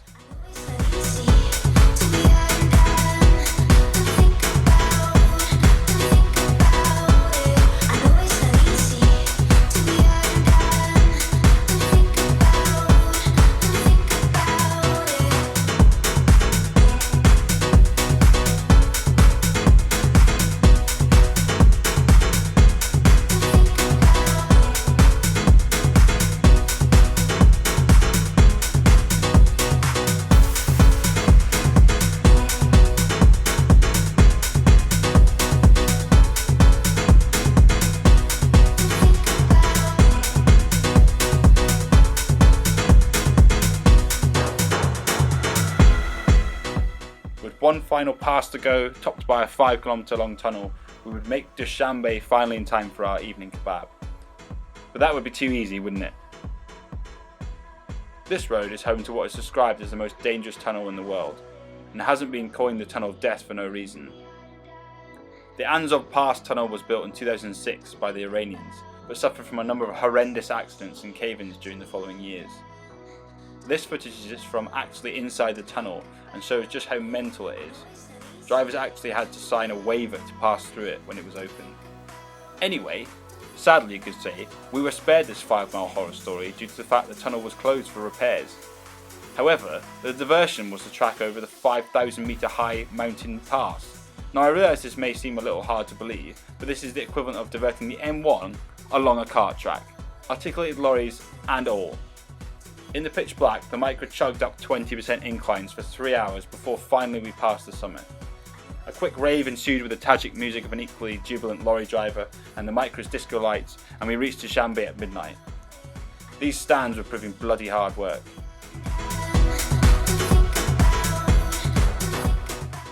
Last night's combination was special, let's say, although TripAdvisor may be more colourful in its reviews. An old Soviet-era Central Square hotel, it gave out a sense of regalness of a bygone era, when I'm sure it was impressive. However, not having been touched since those days gave it a horrifying feel of being haunted. Couple this with the furniture from under a bridge and the water pressure of a fly spitting, and you're pretty much there. It would have been more enjoyable experiencing camping, which I chose to do on the floor, minus tent. The hotel appeared to be haunted. In fact, I think it could have been its main selling point. The fear of possible death by some sort of zombie ghost probably provides some comfort to the guests here, who would otherwise be fearful of suffering through the whole night in this establishment. Oh, and also the bathroom had a worrying lock, Joseph Fritzl style on the outside, not inside, which did provide some hilarity until we realised someone had stolen the sink.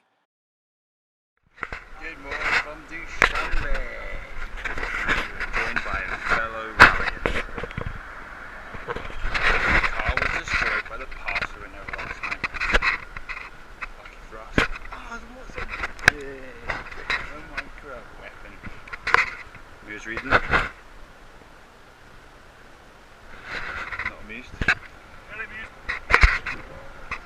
And we're going on the Pamir today, so we're pretty tired. Anyway, we awoke with a sense of adventure that finally we would be taking the Micra to a place less travelled, the fearsome Pamir Highway. 777 miles of gorge-hanging, cliff-perching road that passes between Dushanbe and Osh along the northern Afghanistan border. Built by the Russians in the 1930s in typical "we are communist and we will build a road anywhere, no matter what the human cost" fashion, it served to provide access to the USSR's southern flank and regulate the opium trade. Sadly, like the hotel, it also hasn't been touched in decades. It is, however, one of those rare wildernesses in the world that you can access still by car. Well, just about, that is. For myself and Josh, it was one of the highlights of the trip, and we'd even bought an additional visa on top of our visa for Tajikistan, just for the Pamir itself. Muir was less interested. However, this was really what the Mongol Rally was about. You could say that this excitement all reached a bit of a head when we reached the start point of the Pamir Highway itself. However, my bowels rather spoilt the party.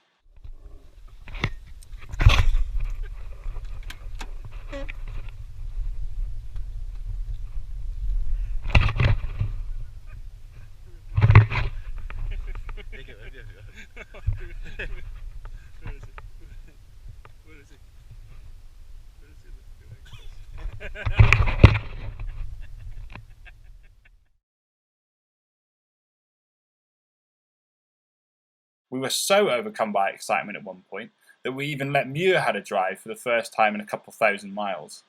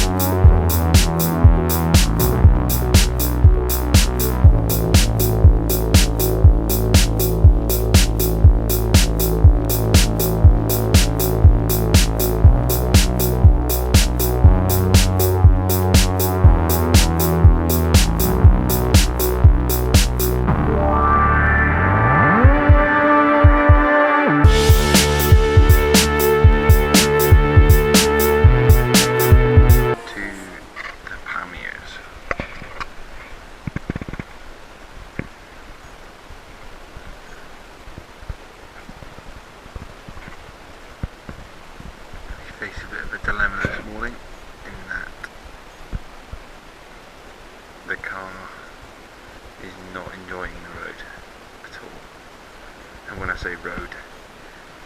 It's barely even a donkey track. And this car coming past is completely mugging me off when I say that. But that's because the locals clearly don't give a crap about their suspension. There's Josh's white arse in the tent. Could you have that? I'm a Nissan Micra, get me the hell out of here.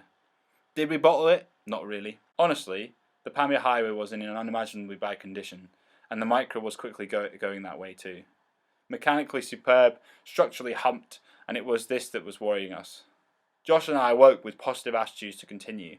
Maybe it was the smoke from the campfire or the copious amounts of beans eaten the night before had messed with our heads, but after 5 minutes back driving across some song-like roads, it was clear to me and Muir this task seemed unachievable in the car. This posed the first real debate between the ravers of the entire journey. We'd driven 100 miles down a 777-mile road, and the thought of retracing the previous 3 days driving was horrific. The condition of the road ahead was really unknown, and the insight of a Russian truck driver using only hand gestures didn't particularly enthuse or clarify anything.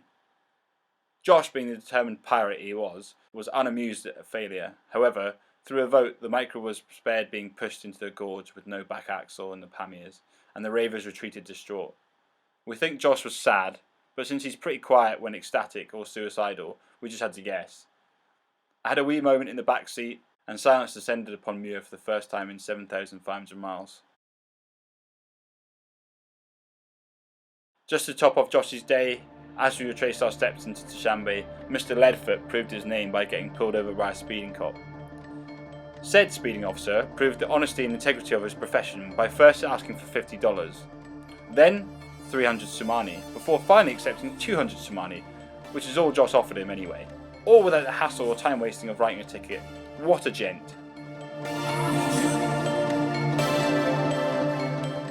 That evening we returned to the chicken shop in Dushanbe, but couldn't face another night in the Blair Witch Hotel, so camped on the Anzov Pass, which we now have to drive over again. Just as well it's bloody majestic.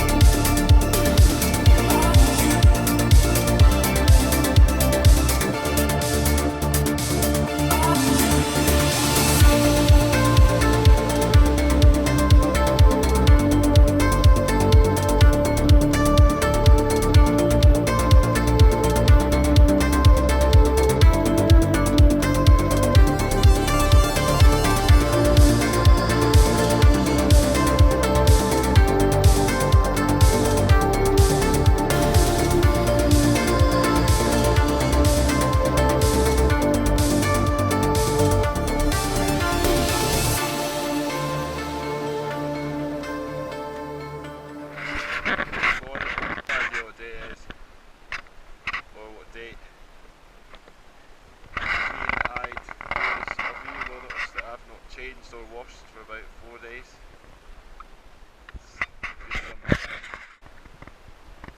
Josh hasn't washed really at all either.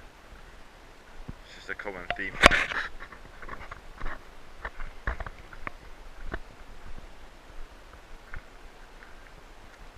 Camera off me!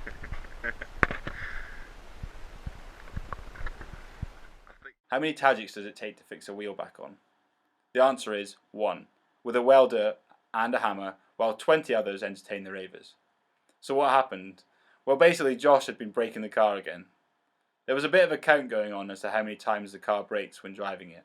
So far the score was 2-1 to Josh, and this is the story of how Josh moved back into the lead. Somewhere in North Tajikistan, thankful that we were no longer retracing our steps, A rubbing noise had turned into the wheel falling off. Pulling off the road before our micro was fully converted into a reliant robin, the back right wheel could be observed to be a surprisingly horizontal angle. For Josh and Muir, this was game over in their eyes, but I, having slightly more optimism than that morning, was adamant this small issue was easily fixable. Alright, Davey. Alright, mate. Fancy seeing you here. What are you doing? Got a lift? Fucking up, innit? Okay, now. Off I went in some local's car to a village, armed with my point-it-picture dictionary, while Josh and Muir played penalties on the roadside. 20 minutes later, with a car full of beaming Tajiks, I returned full of hope. They laughed in the face of our despair like crazy pirates, and it was obvious a wheel snapping off was a daily occurrence in the stands. 1 hour later, after the entire village had been invited to observe our toils, taken photos of, and signed our micra, and a fat man had welded a girder to the underside, we were back on the road, with the micra fully armour-plated underneath. There was a short pause to consider turning back for the Pamir, but after rehydrating we realised it was wise to go to Uzbekistan for the 3rd time. Sorry, did I say wise? What's this? It's a flustered goose, a case of the trots, and Rabsi Nesbit. Oh, and the Uzbeks come to arrest us again. Let's talk about it then. So it's 2 AM and our camp on the side of a dirt track in Uzbekistan is suddenly ablaze with lights and jovial voices. Muir and Josh are both outside very sleepily assessing the situation, while I, absolutely raging that I'd just been awoken from a top dream, lay in my tent in protest. 3 policemen, quite clearly on their way back from the pub, had somehow come across our camp and decided that as we were clearly foreigners, we needed to be awoken and arrested promptly.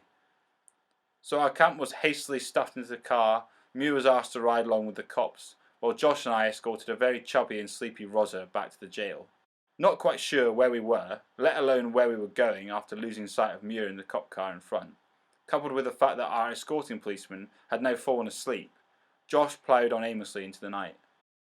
Suddenly, taken with a sharp bowel movement, he had to make a quick stop to relieve himself, which awoke our escort rather suddenly, while also confusing him profusely as to where the hell Josh had just gone. As he turned to look at me, surprised with our distinct lack of fucks given, all I could do was laugh in his face.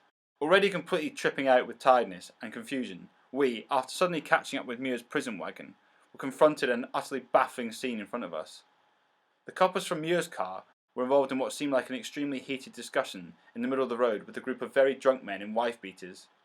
Quite out of the blue, a fully live goose was pulled out of the passenger seat of Muir's car and given to the angry man. This seemed to placate their annoyance. The goose was passed around a bit and then everyone stuffed back into the cars and we rode onwards not quite sure if we'd just eaten too much cheese before bed. Standard procedures were followed at the police station with the ravers now fully versed in what lines to fob off the boys in blue with. While doing so, Muir confirmed that he had not a Scooby as to why a goose had appeared in his car and the fact that it must have been there the whole time he was there. Unfortunately, as if we weren't annoyed enough, as it was, we were escorted to a hotel. Rather frustratingly, the only one in town was a rather expensive side, but since I hadn't washed in a solid 5 days, and it was now going on 4 AM, we agreed we'd probably need the extra cash to power hose the bathrooms down after finished removing a couple of tons of road filth from our bodies. We all slept like kings until 1 PM, and then moseyed on down to the gate into Kyrgyzstan, for country number 21, and thankfully some people who actually seemed to like us. So a rather quiet day compared to of late seemingly lay ahead of us. Probably because the ravers weren't in Uzbekistan, aka everything is illegal for foreigners stan. After awaking in a lovely mountainside meadow in Kyrgyzstan, we discovered that a large animal had been devoured next to our tent overnight, hopefully by wolves and not the locals.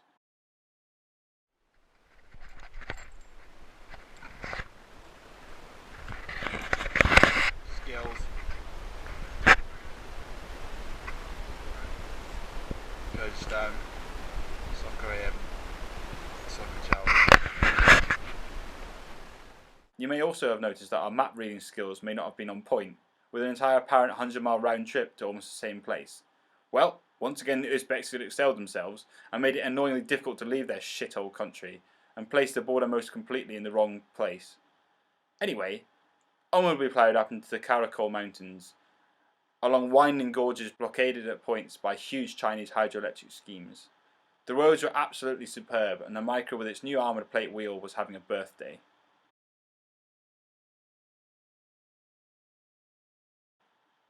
Surely nothing could ruin our suddenly euphoric mood, unless, that is, you starve us of kebabs. We'd set out on this rally, fully equipped to survive a nuclear holocaust. However, at this point, had feasted like kings through a myriad of differing culinary cultures. We'd also been blessed by picture menus, or failing that, the safe option of a kebab. Kyrgyzstan decided to expand our palates to new highs though, or lows, you could say. Faced with a Cyrillic menu and 2 waitresses obviously rendered dumb by our hairy beautiness, we decided to play it safe and each order a different dish, in the hope maybe one would be edible. Alas, our tactics were doomed to fail.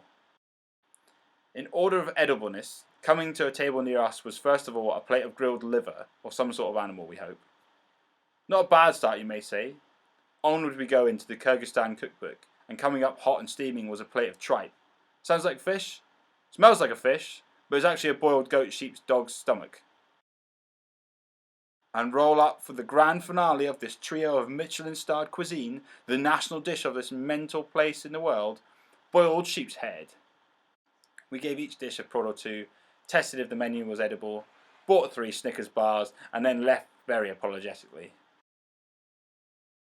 After summiting another huge mountain pass, taller than Mont Blanc, at a steady 10 miles an hour, watching horse and carts overtake us, we seemed to have entered a tiny bit of Mongolia.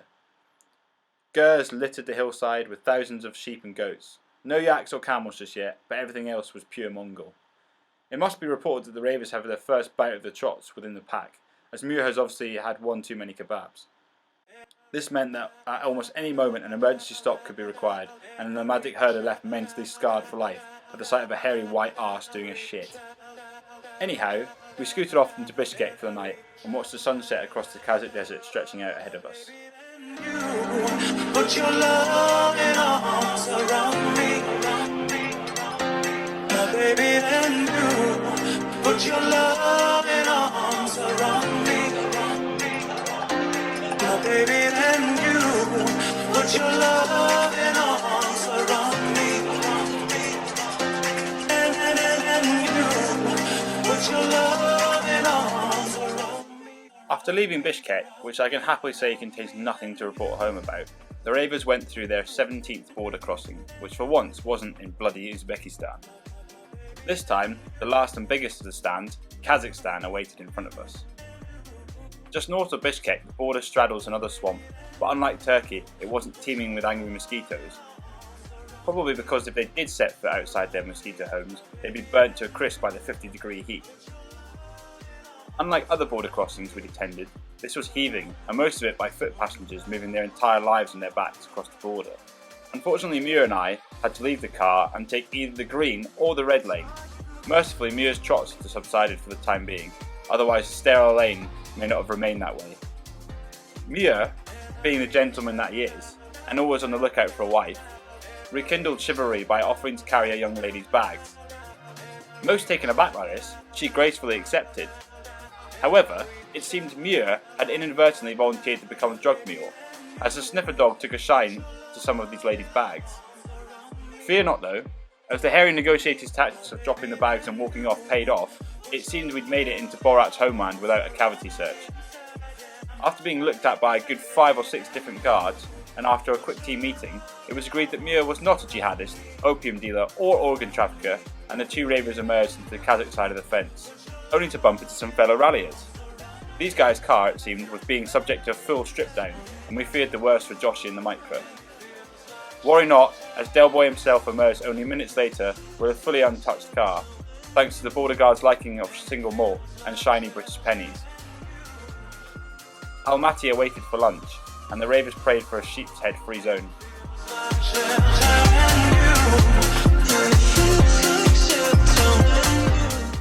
What's up? We're in the stand, and it's far too hot. How hot is it here? It's so hot, my bobby has grown in length. That's hot. Look how hot it is. That might have been because I just saw a picture of Jade on Facebook. The micro then ploughed on north to what was intended to be a small, tranquil lakeside town, but turned out to be the Sin City of Kazakhstan, or Kaz Vegas as Muir wistfully punned it. Unfortunately, Muir's luck on the tables didn't earn us enough for a suite in the Bellagio, so a hillside campsite proved to be fortunate enough to receive us.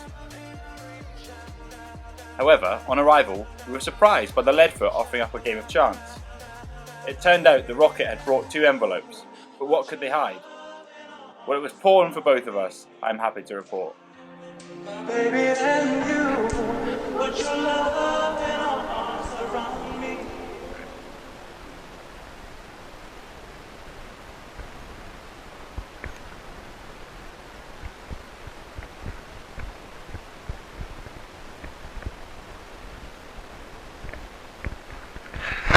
In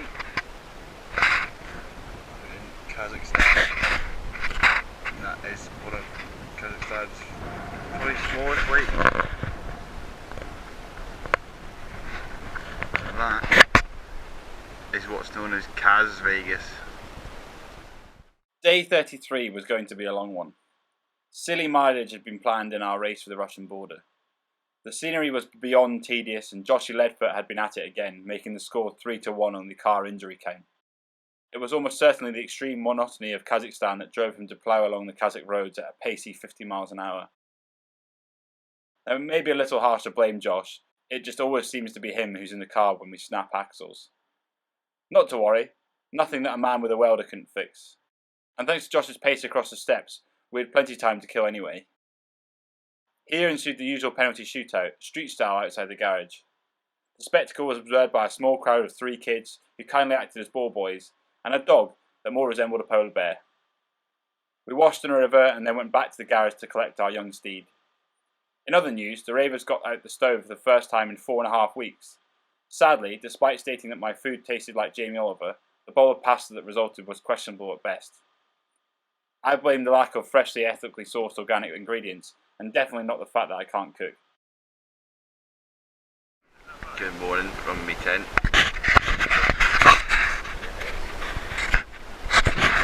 Currently hooning across Kazakhstan, breaking the car.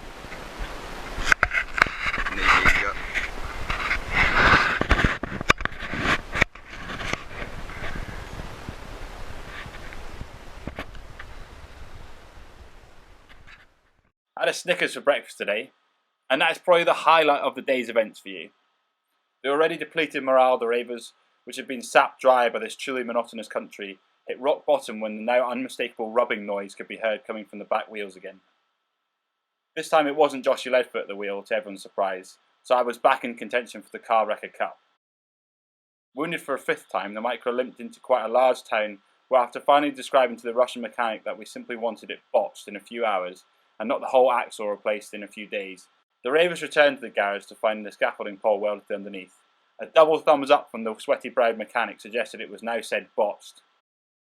We were approaching almost 1,000 miles just through Kazakhstan, but we could have summed that up in a very few sentences. Alas, Mother Nature tried its best to give us a Kazakh send-off that we would remember. It was actually surprisingly nippy that night, which was an utterly alien experience during our 35 days on the road.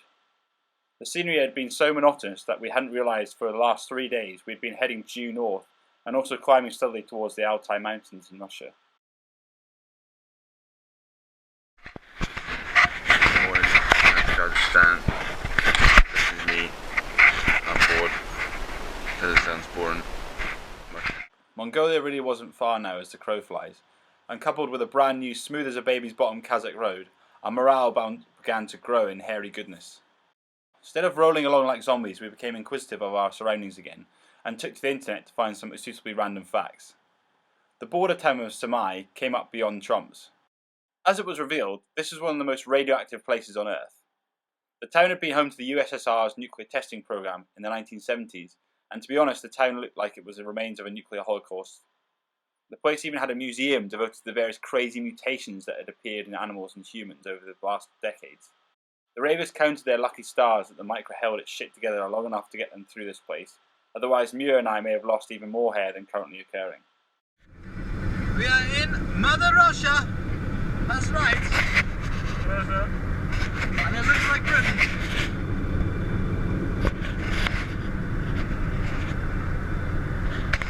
I've been disowned. I want to go. We're still in Russia. And it still looks like Britain. It's come to this. The notes in the crosses. I'm the crosses. Gibb versus Hairy Hebden. Joshy the Jew. Joshy Jizzface. Joshy Jewface. Joshy Leadfoot. Juffy. It's Juffy. As the Tops Off Ravers entered Russia, a smooth border crossing and even smoother roads greeted them. Finally, was our luck holding up? Blasting it across Siberia, it was not as initially expected. To be honest, it looked a bit like Yorkshire, which gave quite a comforting sense to those adventures far from home. Originally the plan was to take a more scenic route across the Altai region, but safe in the knowledge the Micro was going to die soon, and having past experience of my scenic routes previously, the boys decided it was safe to cruise onto the town called Barnau. My God, were we surprised, as Barnau turned out to be quite a large city. Choosing the most likely place to show the footy, we were soon joined by another 2 rally teams. After the usual exchange of war stories, as is common practice at the meeting of 2 professional ralliers, accosting some locals, it was asked where may be an appropriate facility to drop some shapes. Arriving at an absolutely banging club, the ravers were told that clothes that hadn't been washed for a few weeks and bodies of similar dirt level were not appropriate attire to enter. This prompted a quick stand-up spit wash and collection of some sort of odour-free clothes on the high street, and we were in. Suitably buzzing off the Siberian house music, I let loose an outrageous level of creativity on the dance floor and introduced the Russians to the slut drop. After plenty of Altai vodka and dance-offs, we retired to our tents at 6 AM in some random field outside of the city. Welcome to Rusky again, and everyone is hungover apart from me.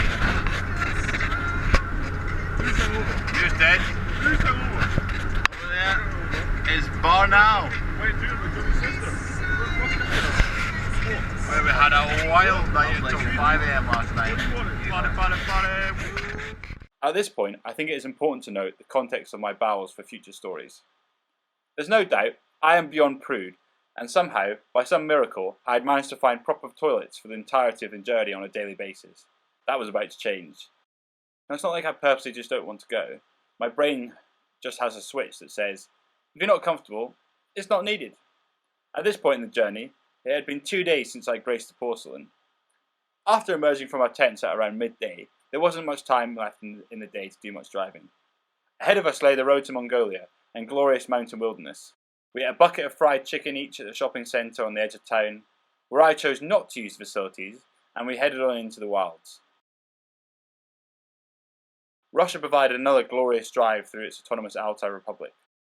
The tarmac wound its way through seriously rustic villages where the roadsides were littered with small stalls selling wild mushrooms, berries, honey, and of course the ever-present watermelons. We genuinely have no idea where these watermelons came from. They have been by the roadside on stalls for sale since Turkey in huge numbers, and yet we haven't seen a single watermelon field anywhere in sight. Anyway, the Altai region seems to be the Lake District of Russia, as there are campsites and log cabins everywhere. This is by far the most beautiful scenery the Micro had the pleasure of gracing. Massive snow-topped glacier-banked mountains with thickly forested valleys dotted with clearings full of crystal-clear ponds while Bambi drinks from the edge. Okay, maybe the altitude had made our Tops Off Ravers a little bit headed, but Christ was it a beautiful place. Mile after mile of crisp tarmac was a dream the Micro and we had been having for some time. We only had 1 day left on our Russian visas, and so we put the miles in through the astonishing scenery. We got the stove out and camped next to a gushing river. The sound of wolves was in the hills, and we were pretty certain that Muir was going to end up with a bear in his tent looking for a mate.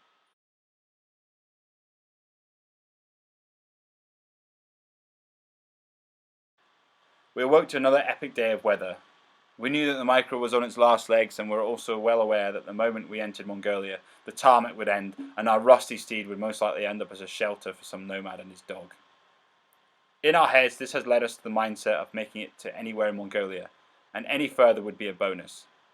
We were already choosing not to finish the rally in its new finish line, and instead at its historic home, Ulaanbaatar.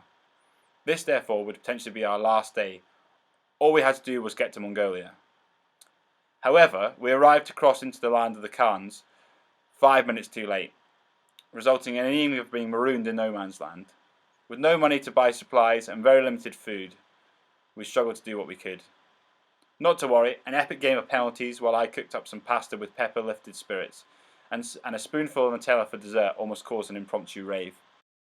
We bedded down for the night in the centre circle and observed a stream of smugglers ply their trade across the border.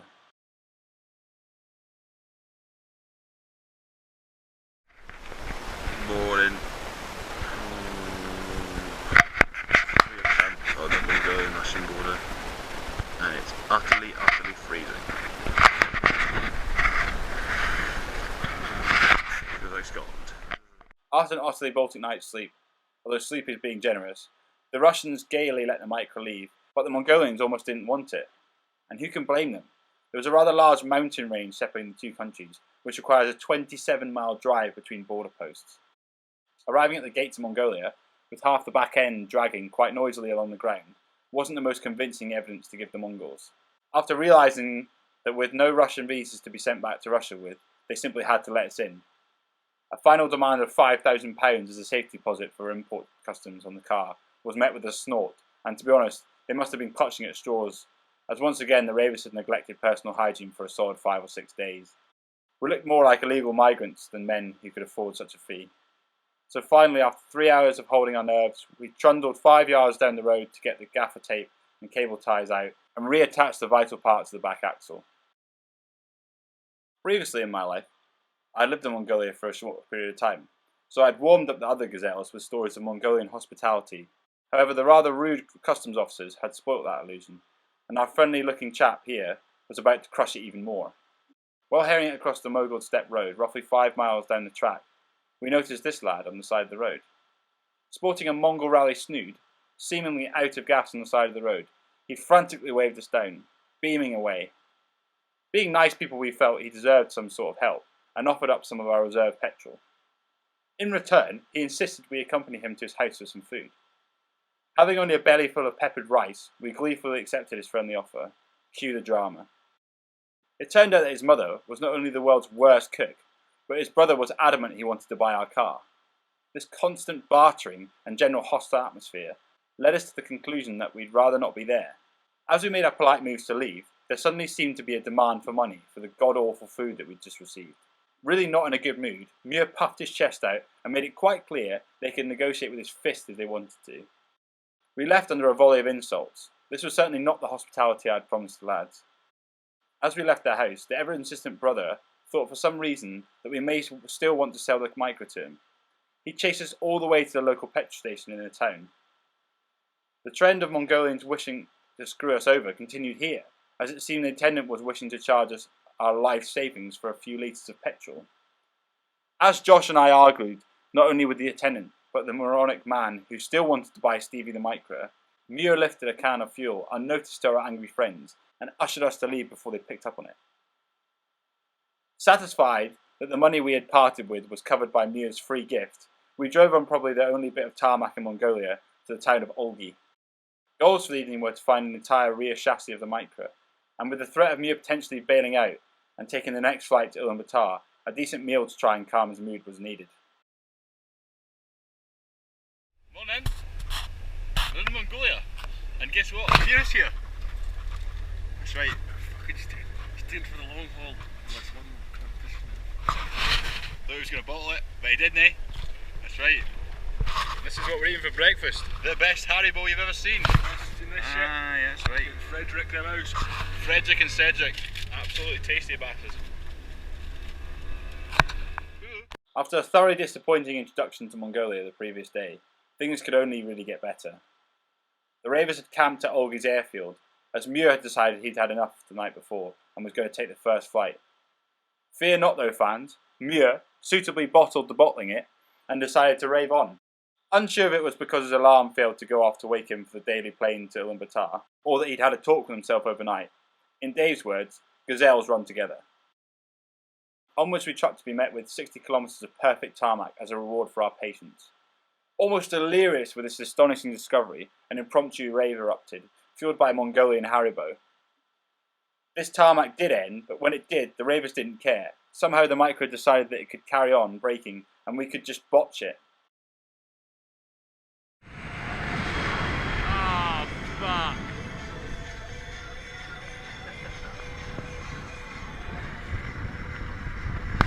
See you later, tarmac! To match this ballsiness, Mongolia brought out yaks, beautiful lakes, gigantic birds of prey, and a small Kazakh boy and his hunting eagle, all of which we were suitably selfied with.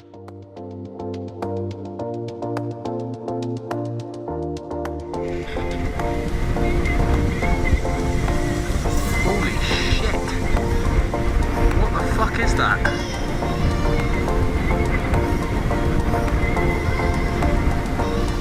That is the biggest bird I have ever seen. It's like a shed.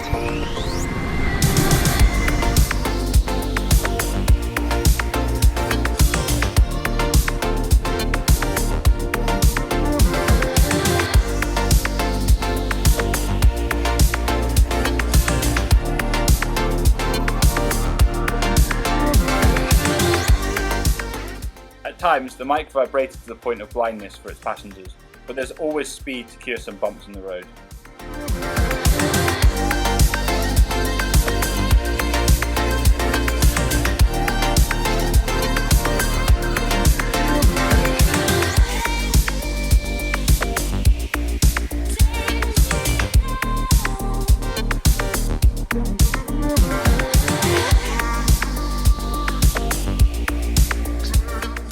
4 days away from the finish line and still over 1,000 miles to go, we hit a momentous moment on the rally. 10,000 miles! Unreal!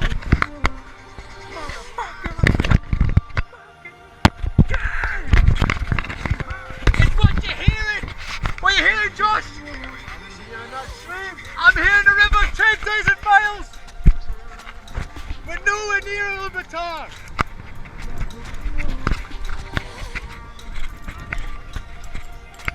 Here's the pista Selvely!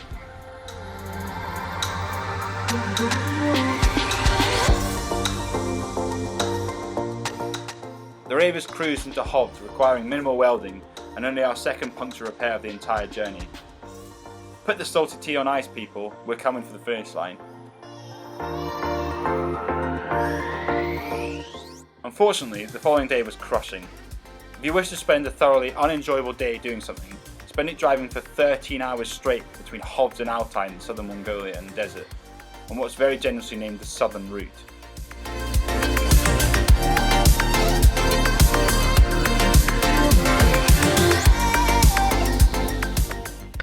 Tell me when to area line! Cheeky camel selfie! Selfie with the camels! Wanting camels! Camels everywhere, Josh is fucked. Camels! Hey! Really, camel! Not only will we be bored to death by the sheer desolation of the Gobi Desert, as the novelty of seeing Bactrian camels quickly wears off, but you can experience what it's like to have your spine reduced to a fine powder and your eyeballs removed from your head by vigorous shaking. Josh awoke on this day of days, utterly blind in one eye. This was due to some Gobi sand having lodged in his contact lenses overnight. As Stevie Wonder isn't the best candidate to drive Mongolia, I put in an epic 13-hour shift to travel the 250 miles fueled only by a completely melted Snickers. Not much, you say? Well, that's because after 10 days, glaciers showed more movement than my bowels.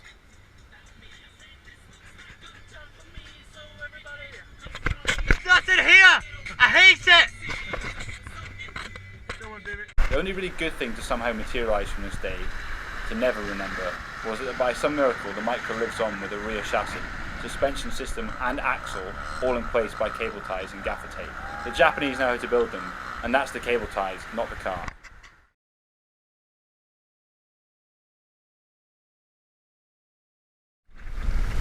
So begins the last day of tarmac, or non-tarmac in Mongolia.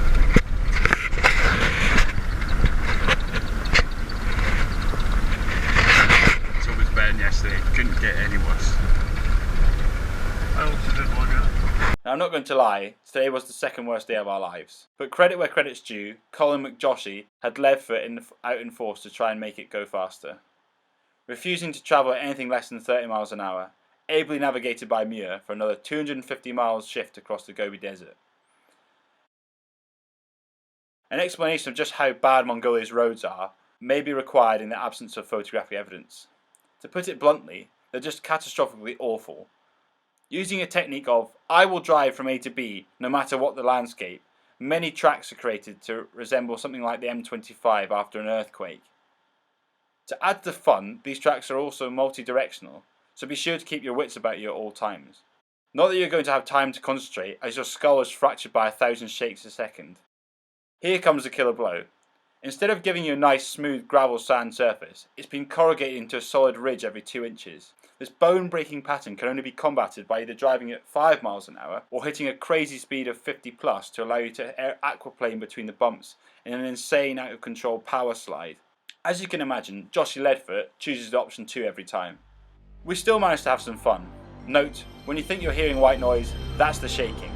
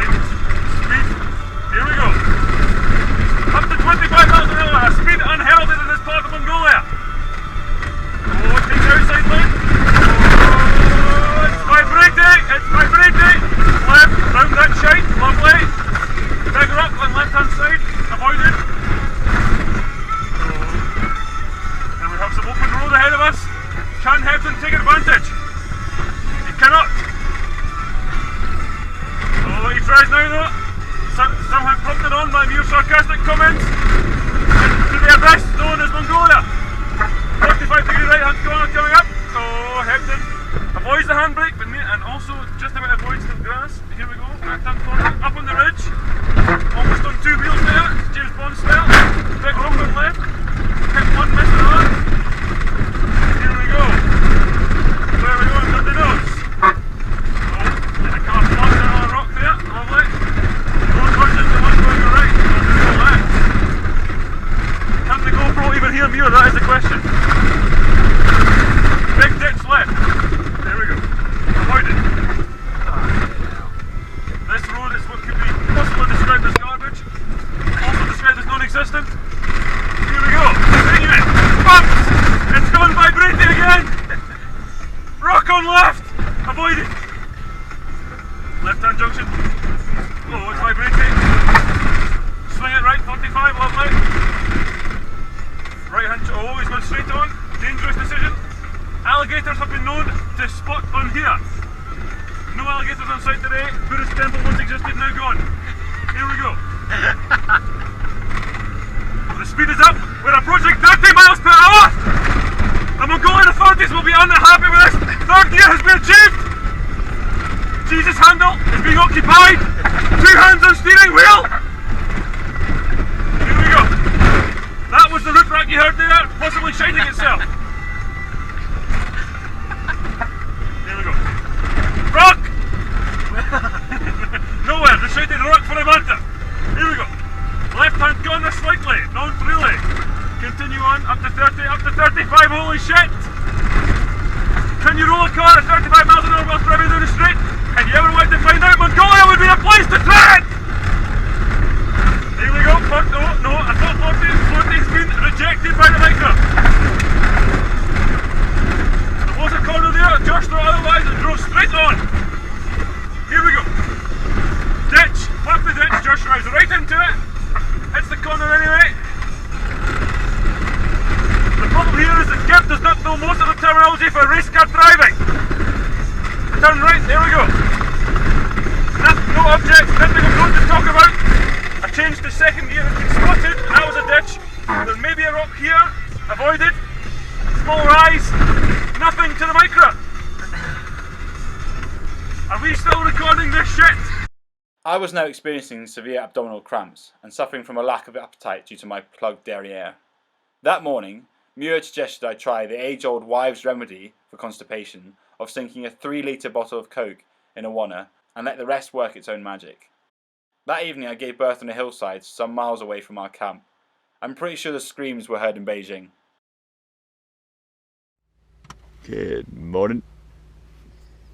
It's not many more times I'm going to be waking up with a view like this. No, not of a minging Josh Ebden, but of a view of beautiful countryside. Oh, there's a nice hairy Muir just to top it off. So the time has come for the penultimate day of driving. Blessed with the promise of tarmac stretching before us for 300 miles to the finish line, the ravers awoke with a relief-riddled excitement that maybe this whole thing had been for some sort of purpose. Packing up camp in record quick time, and after one final Febreze of the Micro's dusty, body fluid-soaked seats, we set out into the sun-drenched Gobi.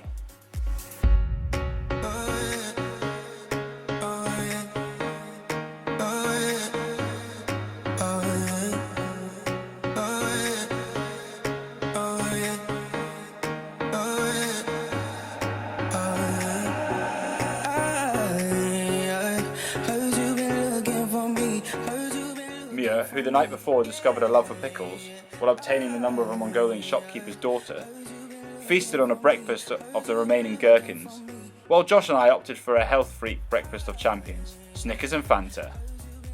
Sadly, as it was these days, things went very fast downhill. Muir developed a sudden and quite violent case of D&B, thankfully not on the Micro's velour interior. This resulted in frequent visits to the most horrific attempts at toilets ever seen in Mongolia's petrol stations. Here we see the lesser spotted Instagrammer making a shot.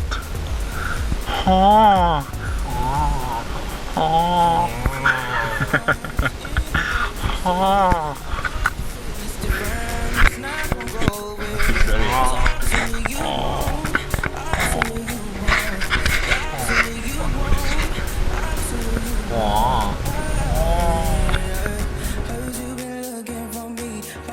The promised tarmac descended into a black ribbon of bomb craters, and the Micro's troublesome rear suspension has sunk so low that even driving over ants resulted in an ear-piercing screech and a subsequent puff of toxic fumes as the wheel arch caught fire momentarily. To top this, if you felt the need to brake, the pads had reached such critically low levels that grinding metal and an alarming lack of stopping was experienced.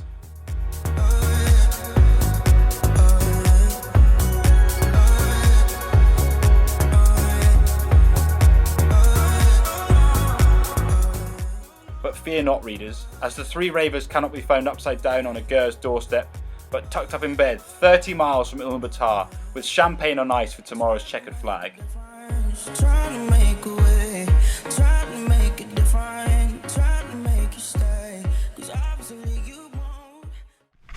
Good morning from our final campsite. I know you're probably getting bored of seeing this face in the morning. It's our final day in Mongolia.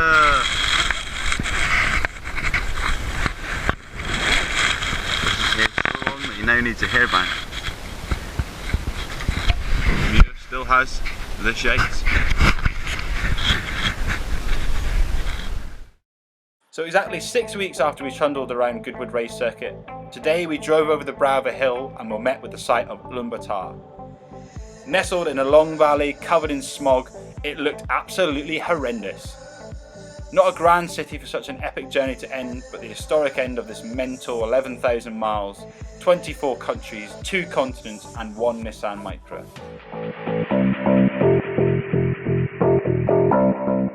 Muir and Josh have accompanied me on something I've wanted to do for a very long time. Along the way we've had moments of glorious madness, sheer determination, minor tizzies, but every step of the way have been met with people giddy to meet 3 dirty hairy Scots in a rusting Micra. There are places I'm glad to have been so I never have to go again. These are grains of sand in a desert of places I'd happily live the rest of my days. Fancy doing the Mongol Rally? Well, unless you can find a green Nissan Micra, 2 mates called Muir the Negotiator and Joshy Leadfoot, then maybe Marbella in August is a better option for you.